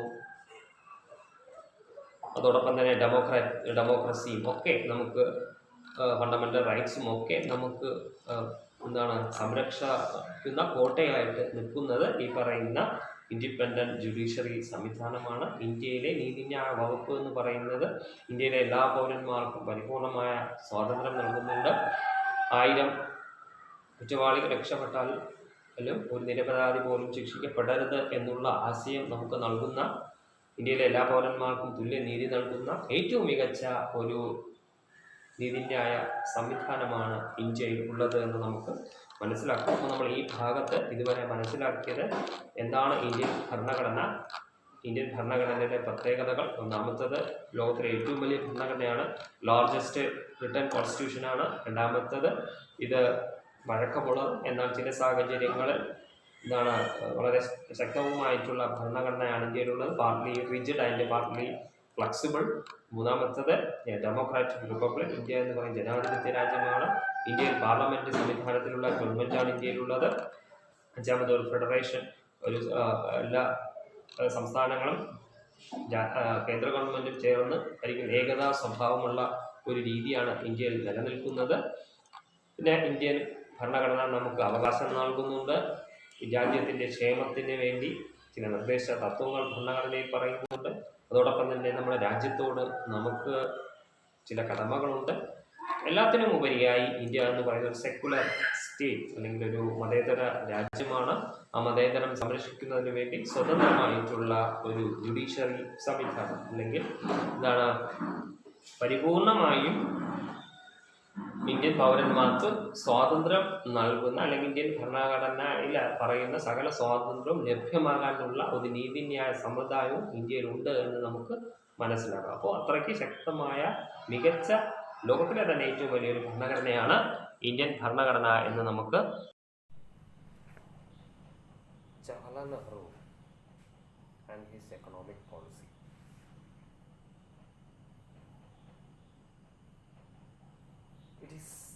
It was pricelessly to avoid a violent eruption of class struggle in the country that Jawaharlal Nehru opted for mixed economy. ഇപ്പോൾ രാജ്യത്തിൻ്റെ സാമ്പത്തിക ഭദ്രത ഉറപ്പുവരുത്തുവാൻ വേണ്ടി ജവഹർലാൽ നെഹ്റു സ്വീകരിച്ച സാമ്പത്തിക നയമായിരുന്നു മിക്സഡ് എക്കോണമി. അദ്ദേഹത്തിൻ്റെ ചിന്തയിൽ ഉരുത്തിരിഞ്ഞ ഇന്ത്യയിലെ പുത്തൻ സാമ്പത്തിക ക്രമമാണ് മിക്സഡ് എക്കോണമി എന്ന് അറിയപ്പെടുന്നത്. Mixed economy is neither pure capitalism nor pure socialism, but a mixture of the two systems. In this system, we find characteristics of both capitalism and socialism. Mixed economy is operated by both private enterprise and public enterprise. ഇപ്പോൾ നെഹ്റു വിഭാവനം ചെയ്ത സാമ്പത്തിക നയമായ mixed economy, Mishra സാമ്പത്തിക നയം, ഈ നയത്തിൻ്റെ പ്രത്യേകത എന്ന് പറയുന്നത് ഇതിനകത്ത് സമാസമം ചേർക്കുകയാണ് ക്യാപിറ്റലിസത്തെയും സോഷ്യലിസത്തെയും, മുതലാളിത്ത സംവിധാനത്തെയും സോഷ്യലിസ്റ്റ് സംവിധാനത്തെയും ഒരുപോലെ, പ്രൈവറ്റ് സെക്ടറിനെയും പബ്ലിക് സെക്ടറിനെയും ഒരുപോലെ സമാസമം ചേർത്ത് ഇന്ത്യയിൽ ജവഹർലാൽ നെഹ്റു നടപ്പാക്കിയ സാമ്പത്തിക നയമാണ് മിക്സഡ് എക്കോണമി എന്ന് പറയുന്നത്. ഇതിനകത്ത് ഒരേ സമയം പ്രൈവറ്റ് സെക്ടറുമുണ്ട്, പബ്ലിക് സെക്ടറുമുണ്ട്. ഇതിനകത്ത് ക്യാപിറ്റലിസ്റ്റ് അപ്രോച്ചുമുണ്ട്, സോഷ്യലിസ്റ്റ് അപ്രോച്ചുമുണ്ട്. അതായത് ലോകത്തിൽ അന്നത്തെ കാലത്ത് പ്രധാനപ്പെട്ട 2 സാമ്പത്തിക ചേരികളായിരുന്നു ക്യാപിറ്റലിസവും സോഷ്യലിസവും എന്ന് പറയുന്നത്. അമേരിക്ക പിന്തുണ കൊടുക്കുന്ന പുത്തൻ സാമ്പത്തിക നയമായിരുന്നു ക്യാപിറ്റലിസം എങ്കിൽ സോവിയറ്റ് യൂണിയൻ പ്രാധാന്യം കൊടുത്ത സാമ്പത്തിക നയമായിരുന്നു സോഷ്യലിസം. അപ്പൊ ഈ 2 സാമ്പത്തിക നയങ്ങളെയും സമാസമം ചേർത്തുകൊണ്ട് നെഹ്റു രൂപീകരിച്ച പുത്തൻ സാമ്പത്തിക നയമാണ് മിക്സഡ് എക്കോണമി എന്ന് അറിയപ്പെടുന്നത്. That is, private enterprise is not permitted to function freely and control through price mechanism. On the other side, the government intervenes to control and regulate private enterprise in several ways. അപ്പോൾ ഈ mixed എക്കോണമിയുടെ ഏറ്റവും വലിയ പ്രത്യേകത എന്ന് പറയുന്നത് private sectors അല്ലെങ്കിൽ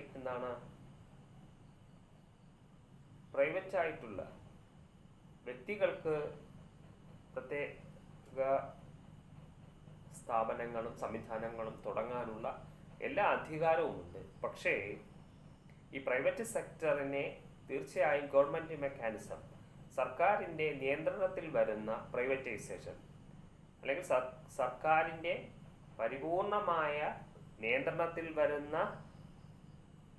private സ്ഥാപനങ്ങളെ മാത്രമേ സപ്പോർട്ട് ചെയ്യുകയുള്ളൂ, അല്ലാത്തതിനെ സപ്പോർട്ട് ചെയ്യുന്നില്ല. അപ്പോൾ തീർച്ചയായും സർക്കാരിൻ്റെ നിയന്ത്രണത്തിൽ പരിപൂർണമായും നിയന്ത്രണത്തിൽ വരുന്ന പ്രൈവറ്റ് മേഖലയാണ് മിക്സഡ് എക്കോണമിയുടെ ഏറ്റവും വലിയ പ്രത്യേകത എന്ന് പറയുന്നത്.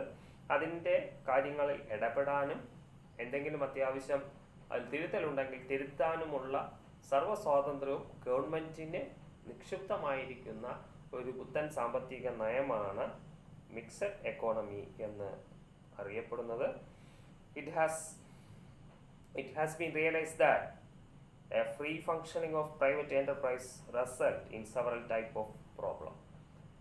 അപ്പോൾ തീർച്ചയായും പ്രൈവറ്റ് മേഖലയ്ക്ക് കൂടുതൽ സ്വാതന്ത്ര്യം കൊടുത്താൽ അത് രാജ്യത്തിനകത്ത് പ്രശ്നമുണ്ടാകാം. അപ്പോൾ അതുകൊണ്ട് ഗവൺമെന്റിന്റെ നിയന്ത്രണത്തിൽ വരുന്ന സ്വകാര്യവൽക്കരണം ആണ് മിക്സഡ് എക്കോണമിയുടെ ഏറ്റവും വലിയ പ്രത്യേകത എന്ന് നമുക്ക് മനസ്സിലാക്കാൻ കഴിയുന്നത്. ഇനി എന്തൊക്കെ ക്യാരക്ടറിസ്റ്റിക്സ് ആണ് മിക്സഡ് എക്കോണമിക്ക് ഉള്ളത്, എന്തൊക്കെ സ്വഭാവ സവിശേഷതകളാണ് ഈ മിക്സഡ് എക്കോണമിക്ക് ഉള്ളത് എന്ന് നമുക്ക് നോക്കാം. ഒന്നാമത്തത് coexistence of the public and private sector. The important characteristics of mixed economy are that in this economy both private sector and public sector function together. The heavy industries such as defense equipment, atom energy, heavy engineering, etc. came under the control of the public sector. On the other hand, the consumer goods, small and cottage industry, agriculture, etc. are assigned in the private sector. അപ്പോൾ ഒന്നാമത്തെ പ്രത്യേകത, mixed എക്കോണമിയുടെ ഒന്നാമത്തെ പ്രത്യേകത എന്ന് coexistence of the public and private sector. സ്വകാര്യ മേഖലയും പൊതുമേഖലയും ഒരുപോലെ കൊണ്ടുപോകുന്നതാണ് mixed എക്കോണമിയുടെ സമ്മിശ്ര സാമ്പത്തിക നയത്തിൻ്റെ പ്രത്യേകത എന്ന് പറയുന്നത്. ഇതിനകത്ത് സർക്കാർ മേഖല, പൊതുമേഖലയുമുണ്ട്, അതോടൊപ്പം തന്നെ സ്വകാര്യ മേഖലയുമുണ്ട്. ഇത് 2 മേഖലയും സമാസമം ചേർത്തിട്ടാണ് മിക്സഡ് എക്കോണമിയിൽ അതിൻ്റെ പ്രവർത്തനം മുന്നോട്ട് പോകുന്നത്. അതായത് അവശ്യ സാധനങ്ങളായ അല്ലെങ്കിൽ ഡിഫൻസ് എക്യുപ്മെന്റ്സ്, പ്രതിരോധ സേനയുമായി ബന്ധപ്പെട്ടുള്ള കാര്യങ്ങൾക്ക്, ആറ്റം എനർജിയുമായി ബന്ധപ്പെട്ട വലിയ എഞ്ചിനീയറിംഗ്, ഹെവി ഇൻഡസ്ട്രീസ് അല്ലെങ്കിൽ വലിയ തൊഴിലവസരങ്ങളുള്ള വലിയ ബിസിനസ് സംരംഭങ്ങളുള്ള അല്ലെങ്കിൽ വലിയ ഫാക്ടറികൾ ഉൾപ്പെടെയുള്ള സംവിധാനങ്ങളൊക്കെയും സർക്കാർ മേഖലകളിലും, അല്ലെങ്കിൽ പ്രതിരോധം എന്ന് പറയുന്നത് ഒരിക്കലും പ്രൈവറ്റ് അല്ലെങ്കിൽ സ്വകാര്യ വ്യക്തികൾക്ക് കൊടുക്കാൻ പറ്റുന്നതല്ല. കാരണം ഇന്ത്യയുടെ പരമപ്രധാനമായ ഒരു സംവിധാനമാണ് ഇന്ത്യയുടെ പ്രതിരോധം എന്ന് പറയുന്നത്. അതിലെന്തെങ്കിലും പാളിച്ച സംഭവിച്ചാൽ തീർച്ചയായും ഗവൺമെന്റിന്റെ അല്ല, രാജ്യത്തിന്റെ തന്നെ ഭീഷണിയാണ്. അതുപോലെ തന്നെയാണ് ആറ്റം എനർജി ഉപയോഗിക്കുന്നത്. നമ്മളിപ്പോൾ കൂടംകുളത്തും താരാപൂരിലും ഒക്കെ ആറ്റം എനർജി ഉപയോഗിച്ച് നമ്മൾ ഇലക്ട്രിക് പവർ നമ്മൾ വികസിപ്പിച്ചെടുക്കുന്നുണ്ട്. അപ്പോൾ അങ്ങനെയുള്ള മേഖലയൊക്കെയും പരിപൂർണമായും സർക്കാരിൻ്റെ നിയന്ത്രണത്തിലും അതോടൊപ്പം തന്നെ ചെറുകിട വ്യവസായവും കൃഷിയും കുടിൽ വ്യവസായവും പോലെയുള്ള മറ്റ് സംരംഭങ്ങളെ പ്രൈവറ്റ് മേഖലയ്ക്ക് പ്രാധാന്യം കൊടുത്തുകൊണ്ടുള്ള ഒരു സാമ്പത്തിക നയമാണ് മിക്സഡ് എക്കോണമി എന്ന് പറയുന്നത്. അപ്പോൾ ഒരേ സമയം സർക്കാർ മേഖല, പൊതുമേഖലാ സ്ഥാപനങ്ങളും സ്വകാര്യ മേഖലാ സ്ഥാപനങ്ങളും തുല്യമായി പ്രവർത്തിക്കുന്ന, ഒരുമിച്ച് പ്രവർത്തിക്കുന്ന, കൈകോർത്ത് പ്രവർത്തിക്കുന്ന ഒരു സാമ്പത്തിക നയമാണ് മിക്സഡ് എക്കോണമി എന്ന് പറയുന്നത്. ഇതിൻ്റെ രണ്ടാമത്തെ പ്രത്യേകത എന്ന് പറയുന്നത് economic welfare. It is the most important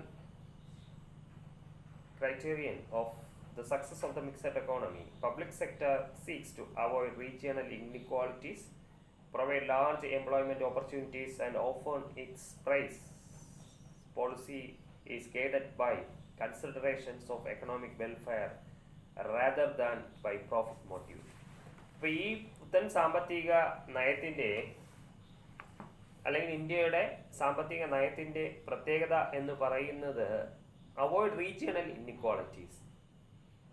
തീർച്ചയായും മേഖല തിരിച്ചുള്ള അല്ലെങ്കിൽ തദ്ദേശീയമായിട്ടുള്ള അസന്തുലിതാവസ്ഥകൾ ഇല്ലാതെ തുല്യമായി എല്ലാവർക്കും ഒരുപോലെ തൊഴിലവസരങ്ങൾ ലഭിക്കുന്ന, എല്ലാവരെയും ഒരുപോലെ കാണാൻ കഴിയുന്ന ഒരു സംവിധാനമാണ് മിക്സഡ് എക്കോണമിക്കകത്ത് നമുക്ക് കാണാൻ കഴിയുന്നത്. തീർച്ചയായിട്ടും സാമ്പത്തിക നേട്ടം എല്ലാവരിലും എത്തിക്കാൻ വേണ്ടി സ്വകാര്യ മേഖല വഴിയും പൊതുമേഖല വഴിയും സാമ്പത്തിക മെച്ചം, ലാഭം അല്ലെങ്കിൽ അതിൻ്റെ ഗുണം തീർച്ചയായും ജനങ്ങളുടെ കൈകളിലേക്ക് എത്താൻ വേണ്ടിയുള്ള എല്ലാ പരിശ്രമങ്ങളും ഇതുവഴി നടത്താനാണ് ഇങ്ങനെ ഒരു പുത്തൻ സാമ്പത്തിക നയം ഇൻട്രൊഡ്യൂസ് ചെയ്തത് എന്ന് നമുക്ക് മനസ്സിലാക്കാം.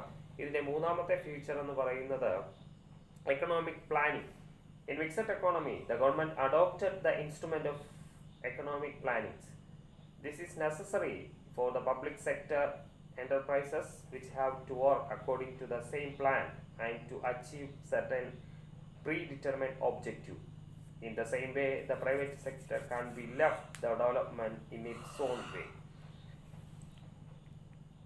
അപ്പോൾ സാമ്പത്തിക പദ്ധതികൾ അത് രൂപീകരിക്കുന്നതിലും മിക്സഡ് എക്കോണമി അതിൻ്റേതായ പങ്ക് വഹിക്കുന്നുണ്ട്. സർക്കാർ പൊതുമേഖലാ സ്ഥാപനങ്ങൾക്ക് അതിൻ്റെ ഇഷ്ടമനുസരിച്ച് സർക്കാരിൻ്റെ നിയന്ത്രണത്തിൽ അതിൻ്റെ പ്ലാനുകളെല്ലാം തയ്യാറാക്കാനുള്ള അവസരങ്ങളുണ്ട്. അതുപോലെ തന്നെയാണ് പ്രൈവറ്റ് സെക്ടറിനുമുള്ളത്. അവർക്ക് പദ്ധതികൾ വിഭാവനം ചെയ്യാം, പക്ഷേ സർക്കാരിൻ്റെ നിയന്ത്രണത്തിൽ വരുന്നു. അവർക്ക് സ്വന്തമായിട്ട് അവരുടെ ഇഷ്ടത്തിന് കാര്യങ്ങൾ ഡെവലപ്പ് ചെയ്യാനുള്ള അവകാശമില്ല.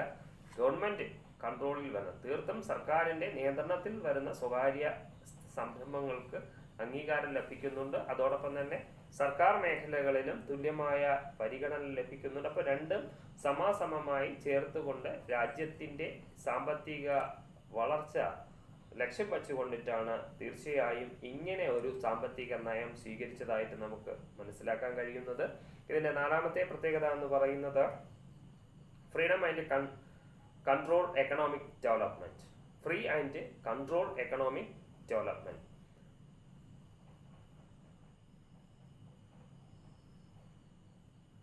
The mixed economy system considered to be more appropriate to remove the demerit of the capitalist and communist economic system.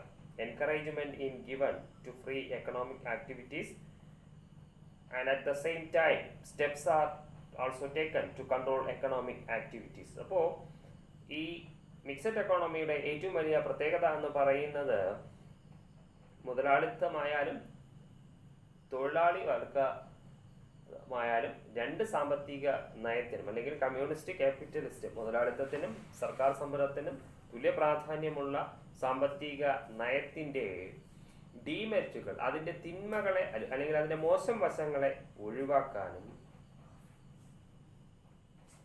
രാജ്യത്തിൻ്റെ വളർച്ചയ്ക്ക് വേണ്ടി, രാജ്യത്തിൻ്റെ സാമ്പത്തികപരമായിട്ടുള്ള വളർച്ചയ്ക്ക് വേണ്ടിയുള്ള സാമ്പത്തിക പ്രവർത്തനങ്ങൾക്ക് ഊർജം പകരാനും ഇത് സഹായിക്കുന്നുണ്ട്. അതായത് demerit of the private and the public sector. അപ്പോൾ പൊതുമേഖലയിലായാലും സ്വകാര്യ മേഖലയിലായാലും അതിൻ്റെ തിക്തവശങ്ങളെ അല്ലെങ്കിൽ മോശമായ വശങ്ങളെ ഒഴിവാക്കിയിട്ട് അതിൻ്റെ മെരിറ്റ് മാത്രം, നന്മയുടെ മാത്രം അംശം എടുത്ത് ഇതിനകത്ത് ആഡ് ചെയ്തിട്ടുണ്ട് എന്നുള്ളതാണ് ഇതിൻ്റെ പ്രത്യേകത. അപ്പോൾ തീർച്ചയായും രാജ്യത്തിൻ്റെ ഗുണകരമായ വളർച്ചയ്ക്ക് അത്യാവശ്യമായ ഒരു ഘടകമായി തന്നെയാണ് മിക്സഡ് എക്കോണമിയെ നമുക്ക് കാണാൻ കഴിയുക. മിക്സഡ് എക്കോണമി എന്ന് പറയുന്ന സാമ്പത്തിക നയം അതിനകത്ത് ഒരുപോലെ സർക്കാർ സംരംഭവുമുണ്ട്, അതോടൊപ്പം തന്നെ സ്വകാര്യ സംരംഭങ്ങളുമുണ്ട്. രണ്ടിനും തുല്യ സമാസമമായിട്ടുള്ള പ്രാധാന്യമാണ് നൽകുന്നത്. ഇത് രണ്ടും ഒരുമിച്ച് കോ എക്സിസ്റ്റൻസ് ആണ് ഇതിന്റെ ഒന്നാമത്തെ പ്രത്യേകത എന്ന് പറയുന്നത്.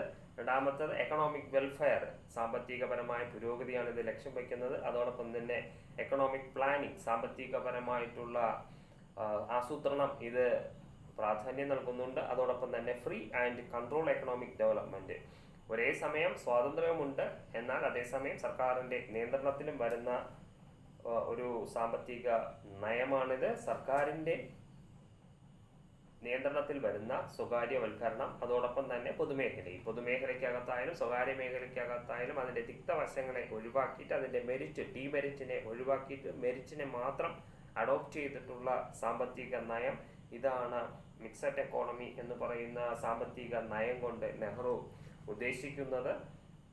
ഇത് അടുത്തതായിട്ട് നമുക്കിതിൻ്റെ മെരിറ്റ് എന്തൊക്കെയാണെന്ന് നമുക്ക് പരിശോധിക്കാം. ഒന്നാമത്തത് ആഡിക്വേറ്റ് ഫ്രീഡം.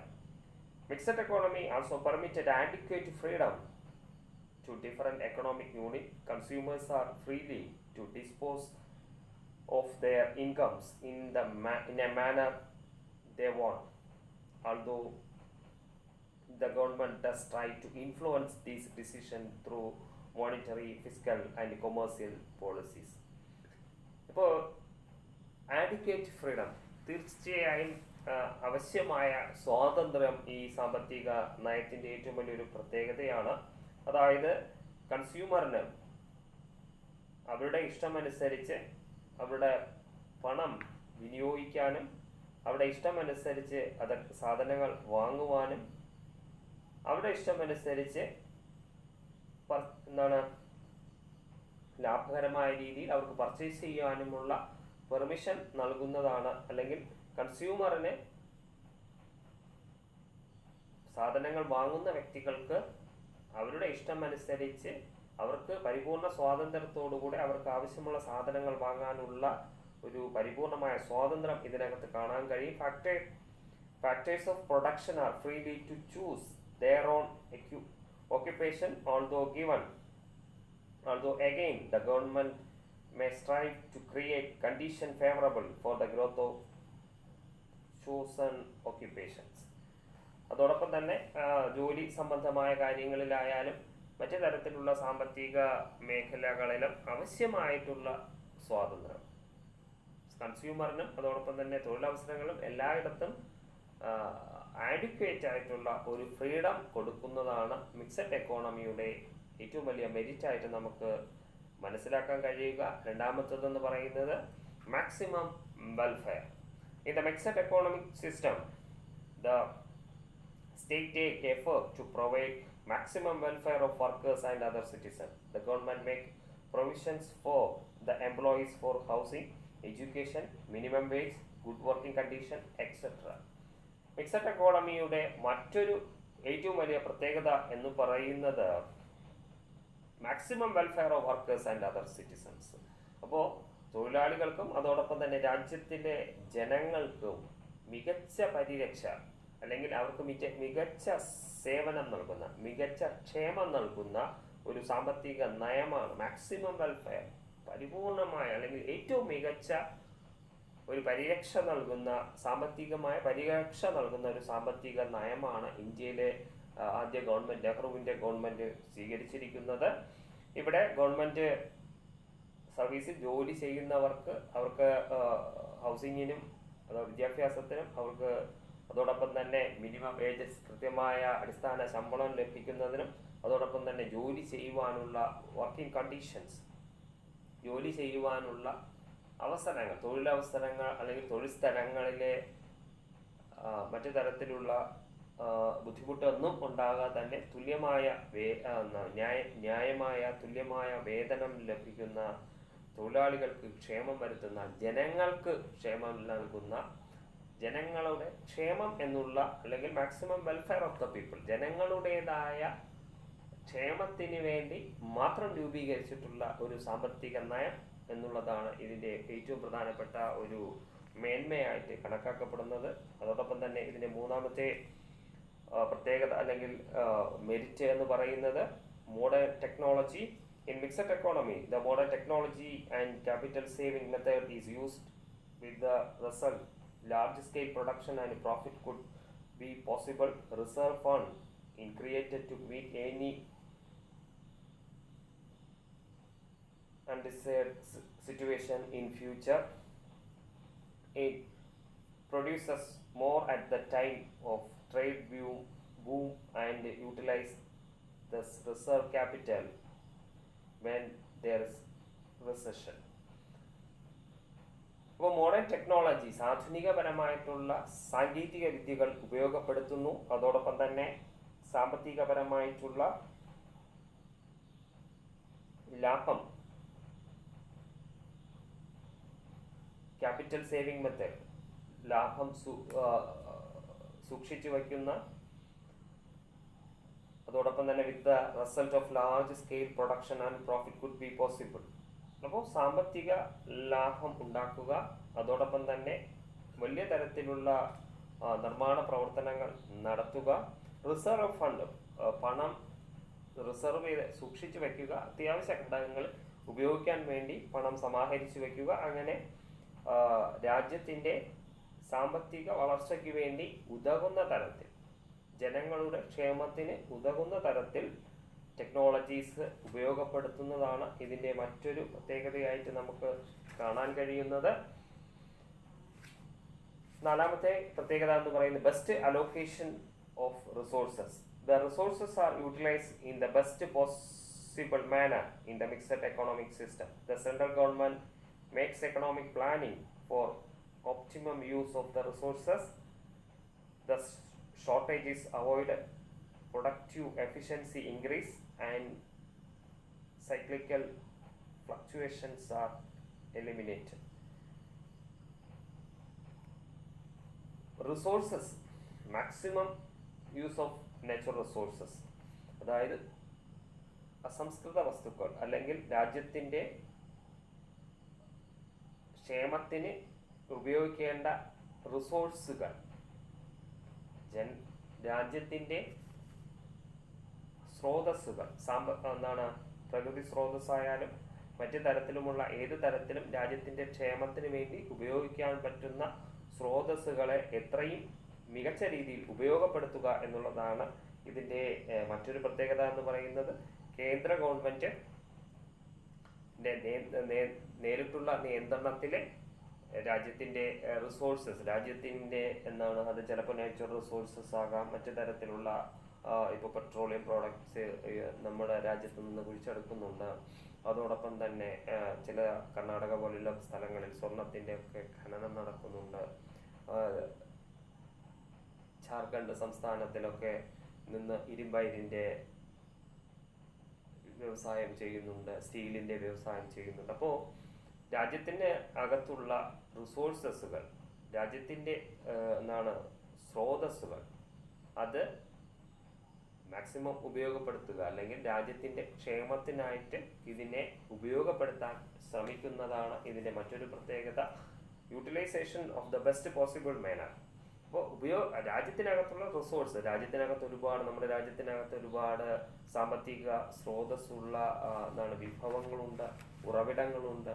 അതിനെ കണ്ടെത്തി അത് കേന്ദ്ര ഗവൺമെന്റിന്റെ നിയന്ത്രണത്തിൽ, ഇപ്പോൾ കൽക്കരി ആയാലും പെട്രോളിയം ആയാലും ഇരുമ്പയിരായാലും ഏതായാലും ഇന്ത്യക്കകത്തുള്ള ഈ സാമ്പത്തിക സ്രോതസ്സുകളെ അതിനെ കണ്ടെത്തുക, അതിനെ ഉപയോഗപ്പെടുത്തുക, അവിടെ തൊഴിലവസരങ്ങൾ സൃഷ്ടിക്കുക, അതുവഴി ജനങ്ങളുടെ ക്ഷേമത്തിന് ഉപകരിക്കുക. അപ്പോൾ തീർച്ചയായും രാജ്യത്തിലെ ജനങ്ങളുടെ ക്ഷേമം എന്നുള്ള ഒറ്റ ലക്ഷ്യം വെച്ചിട്ടാണ് നെഹ്റുവിൻ്റെ മിക്സഡ് എക്കോണമി എന്ന് പറയുന്ന പുത്തൻ സാമ്പത്തിക നയം ഇന്ത്യയിൽ നടപ്പാക്കിയിട്ടുള്ളത്. ഒരുപാട് പ്രത്യേകതകൾ ഉള്ളതാണിത്. ജനക്ഷേമം എന്നുള്ളത് മാത്രമാണ്.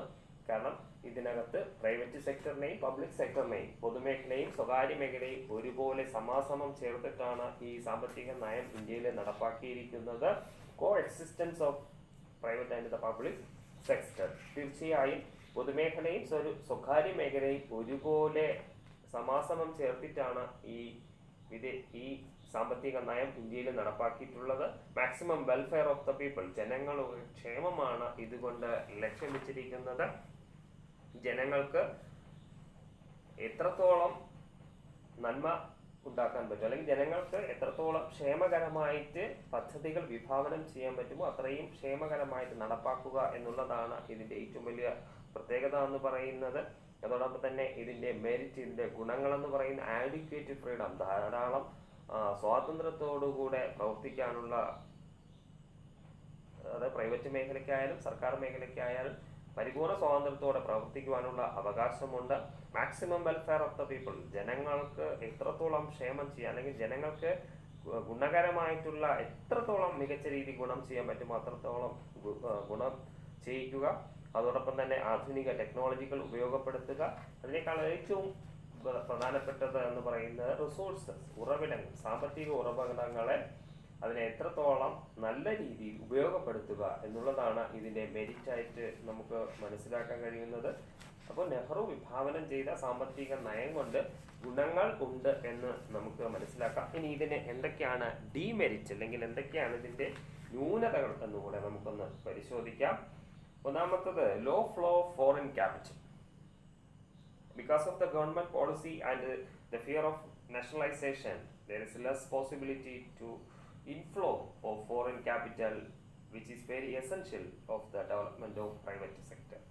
അപ്പോൾ ഇതിന്റെ ഒന്നാമത്തെ ന്യൂനതയായിട്ട് ചൂണ്ടിക്കാണിക്കുന്നത് വിദേശത്ത് നിന്ന് വരുന്ന പണം, അല്ലെങ്കിൽ വിദേശ നിക്ഷേപങ്ങളിൽ കുറവ് വരും എന്നാണ് പറയപ്പെടുന്നത്. അതായത് രാജ്യത്ത് വിദേശ കമ്പനികൾ അല്ലെങ്കിൽ വിദേശ രാജ്യങ്ങളിലെ ഗവൺമെന്റ് സംവിധാനങ്ങളൊക്കെ ഇന്ത്യയിൽ പോലെയുള്ള, അതായത് മിക്സഡ് എക്കോണമി ഉപയോഗിക്കുന്ന രാജ്യങ്ങളിൽ പണം മുടക്കാൻ വിമുഖത കാണിക്കുന്നു എന്നാണ് ഇതിന്റെ ഏറ്റവും വലിയ ഡീമെറിറ്റ് ആയിട്ട് കണക്കാക്കപ്പെടുന്നത്. കാരണം എപ്പോൾ വേണമെങ്കിലും രാജ്യത്തിനകത്ത് ഒരു പൊതുമേഖല അല്ലെങ്കിൽ ദേശസാൽക്കരണം നടപ്പാക്കാം, അതുവഴി പ്രൈവറ്റ് മേഖലയ്ക്ക് നഷ്ടം വരും എന്നുള്ള ഒരു തോന്നല്. അതുകൊണ്ട് തീർച്ചയായും വിദേശ നിക്ഷേപങ്ങളിൽ കുറവ് വരാൻ ഈ സാമ്പത്തിക നയം കൊണ്ട് കാരണമാകാം എന്നും ഇതിന്റെ ഡീമെരിറ്റ് ആയിട്ട് പറയപ്പെടുന്നുണ്ട്.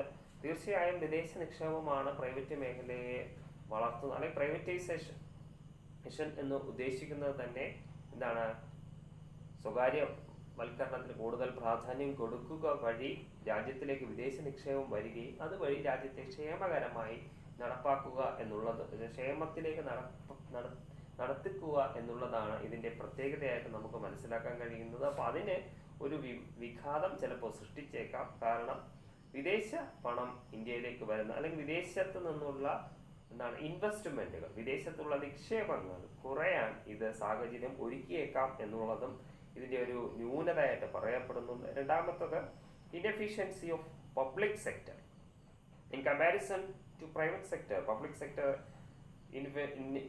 inefficiencies, lacking and corruption, discrimination and threat tapism are the evil spread in the public sector.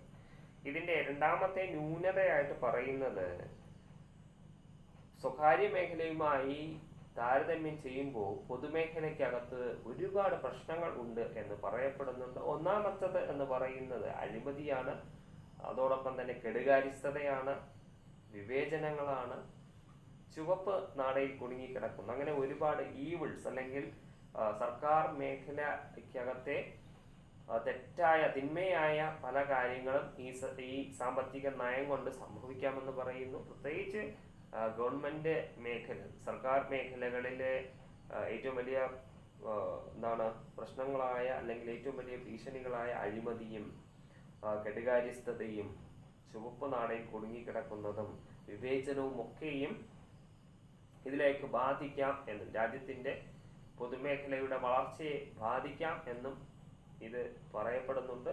അപ്പോൾ ഇതിന്റെ ഒന്നാമത്തെ ന്യൂനതയായിട്ട് പറയുന്നത് വിദേശ നാണയം അല്ലെങ്കിൽ വിദേശ നിക്ഷേപം ഇന്ത്യയിൽ വരാൻ ഇത് തടസ്സം നിന്നേക്കാം. രണ്ടാമത്തത്, സർക്കാർ മേഖല ഘടികാരസ്ഥതയുടെ ഏറ്റവും നല്ല ഉദാഹരണമായി ഇത് മാറ്റപ്പെട്ടേക്കാമെന്ന് പറയുന്നു.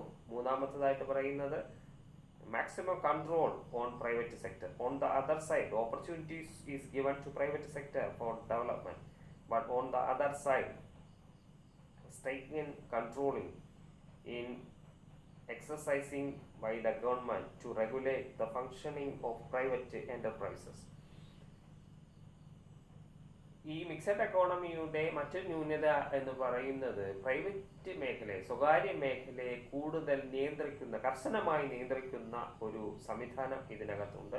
ഗവൺമെന്റ് അനാവശ്യമായി സ്വകാര്യ മേഖലകളിൽ ഇടപെടുകയും അതിന്റെ പ്രവർത്തനത്തെ ഇത് ബാധിക്കുകയും ചെയ്യാൻ സാഹചര്യമുണ്ട് എന്ന് പറയപ്പെടുന്നുണ്ട്. അപ്പോൾ തീർച്ചയായും സ്വകാര്യ മേഖലയ്ക്കും സർക്കാർ മേഖലയ്ക്കും തുല്യ പ്രാധാന്യമാണ് മിക്സഡ് എക്കോണമിക്കകത്ത് ഉള്ളത്. എന്നാൽ സ്വകാര്യ മേഖലയിൽ കൂടുതൽ നിയന്ത്രണങ്ങൾ സർക്കാർ ചെയ്തേക്കാം. സ്വകാര്യ മേഖല പരിപൂർണമായും ഗവൺമെന്റിന്റെ നിയന്ത്രണത്തിലാണ് വരുന്നത്. അപ്പോൾ തീർച്ചയായും അവർക്ക് പ്രവർത്തിക്കുന്നതിൽ ചില ബുദ്ധിമുട്ടുകൾ അല്ലെങ്കിൽ പ്രായോഗികമായ ചില പ്രതിസന്ധികൾ ഉണ്ട് എന്നുള്ളതാണ് ഇതിന്റെ ഒരു മറ്റൊരു ന്യൂനതയായിട്ട് ചൂണ്ടിക്കാണപ്പെടുന്നത്. നാലാമത്തത്, fear of nationalism. The private enterprises are much worried about the government policies to nationalize private enterprises to certain situations. നാലാമത്തെ ന്യൂനത എന്ന് പറയുന്നത് ദേശീയവൽക്കരണം ഏത് സമയത്തും ഈ മിക്സഡ് എക്കോണമിയിൽ സാധ്യമാകും എന്നുള്ളതാണ്. തീർച്ചയായും പ്രൈവറ്റ് മേഖല സ്വകാര്യ വ്യക്തികൾക്ക് ഒരു ഭീഷണിയാണ്, അല്ലെങ്കിൽ അവര് എപ്പോഴും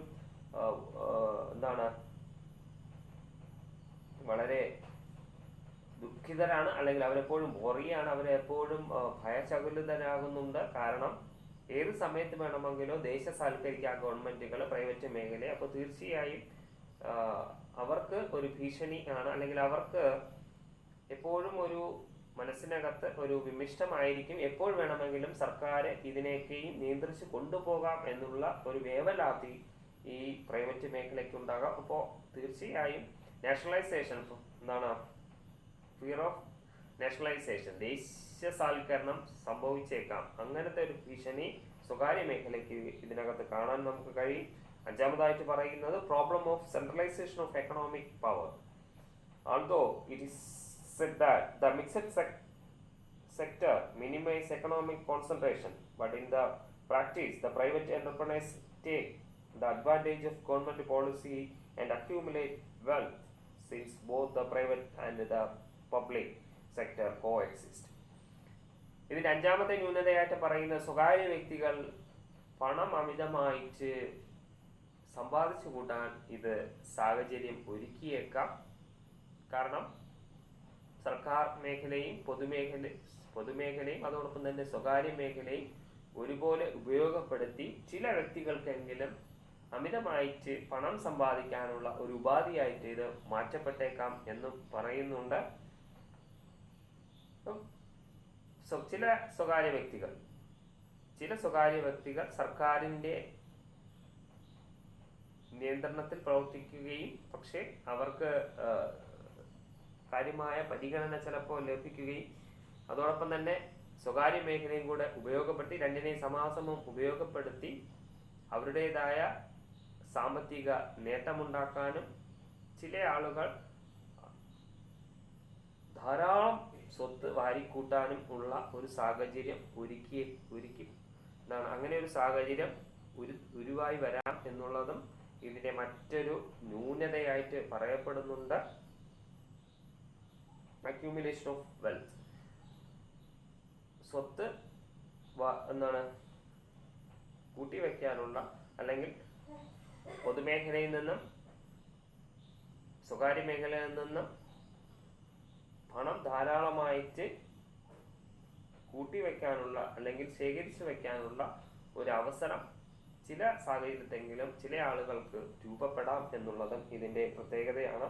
ഇതിന്റെ ആറാമത്തെ മറ്റൊരു ഡീമെറിറ്റ് ആയിട്ട് പറയപ്പെടുന്നത് presence of imbalance in the economy. The mixed economy can provide faster development as a government simply want to maintain a balance between private and the public. The policies of the government are not so clear or it facilitate to give any direction with the result. അപ്പോൾ imbalance in the economy, presence of imbalance in the economy, അതായത് സാമ്പത്തിക മേഖലയിലെ വളർച്ച വളരെ ത്വരിതഗതിയിലാക്കാൻ ഇതൊരു വിഘാതമായിട്ട് പറയപ്പെടുന്നുണ്ട്. അതിൻ്റെ വളർച്ച വളരെ സ്ലോ ആയിട്ട് മാത്രമേ നടക്കുകയുള്ളൂ. കാരണം ഒരേ സമയം സ്വകാര്യ മേഖലയും പൊതുമേഖലയും ഉള്ളത് കൊണ്ടും ഇവർ തമ്മിലുള്ള ബാലൻസ്, ഇവർ തമ്മിലുള്ള തുലനം കൃത്യമായി വരാതിരിക്കുകയും ചെയ്യുമ്പോൾ തീർച്ചയായും രാജ്യത്തിൻ്റെ വളർച്ച മന്ദഗതിയിലാകാനുള്ള എല്ലാ സാധ്യതകളും ഉരുവാകുന്നുണ്ട്. അപ്പോൾ തീർച്ചയായും സാമ്പത്തിക ഭദ്രത വളരെ വേഗത്തിൽ, രാജ്യത്തിൻ്റെ വികസനം വളരെ വേഗത്തിലാക്കാൻ ചിലപ്പോൾ സാധിക്കാതെ വന്നേക്കാം. അതിനെ തുലനാവസ്ഥയിലേക്ക് കൊണ്ടുപോകാൻ പറ്റാത്ത ഒരു സാഹചര്യം രൂപപ്പെട്ടേക്കാം. അപ്പോൾ അങ്ങനെയുള്ള പ്രതിസന്ധികൾ ഈ മിക്സഡ് എക്കോണമി കൊണ്ട് രാജ്യത്തിൽ ഉണ്ടാകാം. പക്ഷേ ഓവറോളായിട്ട് മൊത്തത്തിൽ നോക്കുമ്പോൾ ഇന്ത്യയെ പോലെയുള്ള ഒരു രാജ്യത്ത് ഏറ്റവും നടപ്പാക്കാൻ പറ്റുന്ന മികച്ച ഒരു സാമ്പത്തിക നയം തന്നെയാണ് ഈ മിക്സഡ് എക്കോണമി എന്ന് പറയുന്നത്. മിക്സഡ് എക്കോണമി എന്ന് പറയുമ്പോൾ മുതലാളിത്ത വ്യവസ്ഥയെ സർക്കാർ മേഖലയും, അതായത് സ്വകാര്യ മേഖലയും പൊതുമേഖലയും സമാസമമായിട്ട് നടപ്പാക്കുന്ന, അല്ലെങ്കിൽ രണ്ടിനും തുല്യ പ്രാധാന്യം കൊടുത്തുകൊണ്ടുള്ള സാമ്പത്തിക നയമാണ് മിക്സഡ് എക്കോണമി എന്ന് പറയുന്നത്. ഇന്ത്യയുടെ ആദ്യ പ്രധാനമന്ത്രിയായ ജവഹർലാൽ നെഹ്റുവാണ് ഈ ഒരു നയം ഇന്ത്യയിൽ നടപ്പാക്കിയത്. ഇതിന് മികച്ച പ്രത്യേകതകളുണ്ട്. ഒന്നാമത്തേതായിട്ട് പ്രൈവറ്റ് മേഖലയും പബ്ലിക് മേഖലയും, അതായത് പൊതുമേഖലയും സ്വകാര്യ മേഖലയും തുലനം ഒരുപോലെ പ്രാധാന്യം കൊടുത്തുകൊണ്ടുള്ള coexistence of the public and the private sector. രണ്ടാമത്തത് എക്കണോമിക് വെൽഫെയർ, മൂന്നാമത്തത് എക്കണോമിക് പ്ലാനിങ്, നാലാമത്തത് free and control economic development. അപ്പോൾ ഇതൊക്കെയാണ് മിക്സഡ് എക്കോണമിയുടെ സവിശേഷത എന്ന് പറയുന്നത്. ഇതിന്റെ ഗുണം എന്ന് പറയുന്നത്, അല്ലെങ്കിൽ ഇതിന്റെ മെരിറ്റ് എന്ന് പറയുന്നത് adequate freedom, maximum welfare, modern technology, best allocation of resources.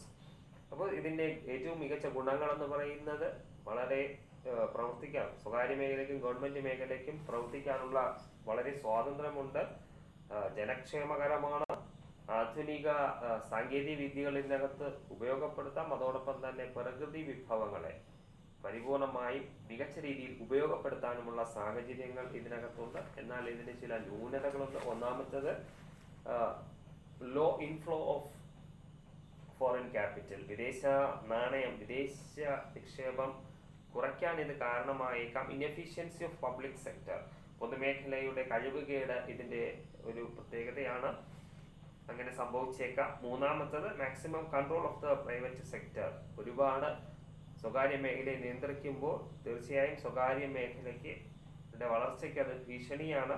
അതോടൊപ്പം തന്നെ ഫിയർ ഓഫ് നാഷണാലിസം, അല്ലെങ്കിൽ ദേശസാൽക്കരണം, അല്ലെങ്കിൽ സ്വകാര്യ മേഖലാ സ്ഥാപനങ്ങളെ ഗവൺമെന്റിന് വേണമെങ്കിൽ സ്വകാര്യ മേഖലയെ പൊതുമേഖലയാക്കി മാറ്റാനുള്ള അവകാശം ഗവൺമെന്റിനുണ്ട്. അപ്പോൾ അത് ചിലപ്പോൾ സംഭവിച്ചേക്കാം. അപ്പോൾ സ്വകാര്യ മേഖല കൂടുതൽ പണം നിക്ഷേപിക്കാൻ ഭയപ്പെടുന്നുണ്ട് എന്നുള്ളത് ഇതിന്റെ ഒരു ന്യൂനതയായിട്ട് പറയപ്പെടുന്നുണ്ട്. അതോടൊപ്പം തന്നെ problem of centralisation of economic power, സാമ്പത്തിക മേഖല ചില ആളുകളിലേക്ക് മാത്രമായി ചുരുങ്ങിപ്പോകുന്ന ഒരു സാഹചര്യം ഉരുവായേക്കാം. അതോടൊപ്പം തന്നെ presence of imbalance in the economy, സാമ്പത്തിക രംഗത്ത് തുലനമില്ലാത്ത ഒരു സാഹചര്യവും രൂപപ്പെട്ടേക്കാം. അപ്പോൾ ഇതൊക്കെയാണ് ഇതിന്റെ ഡിമെറിറ്റ് എന്ന് പറയുന്നത്. അപ്പോൾ മിക്സഡ് എക്കോണമി എന്ന് പറയുന്നത് ലോകത്തിലെ ഏറ്റവും മികച്ച ഒരു സാമ്പത്തിക ക്രമമായിട്ടാണ് ചരിത്രത്തിൽ രേഖപ്പെടുത്തിയിരിക്കുന്നത്.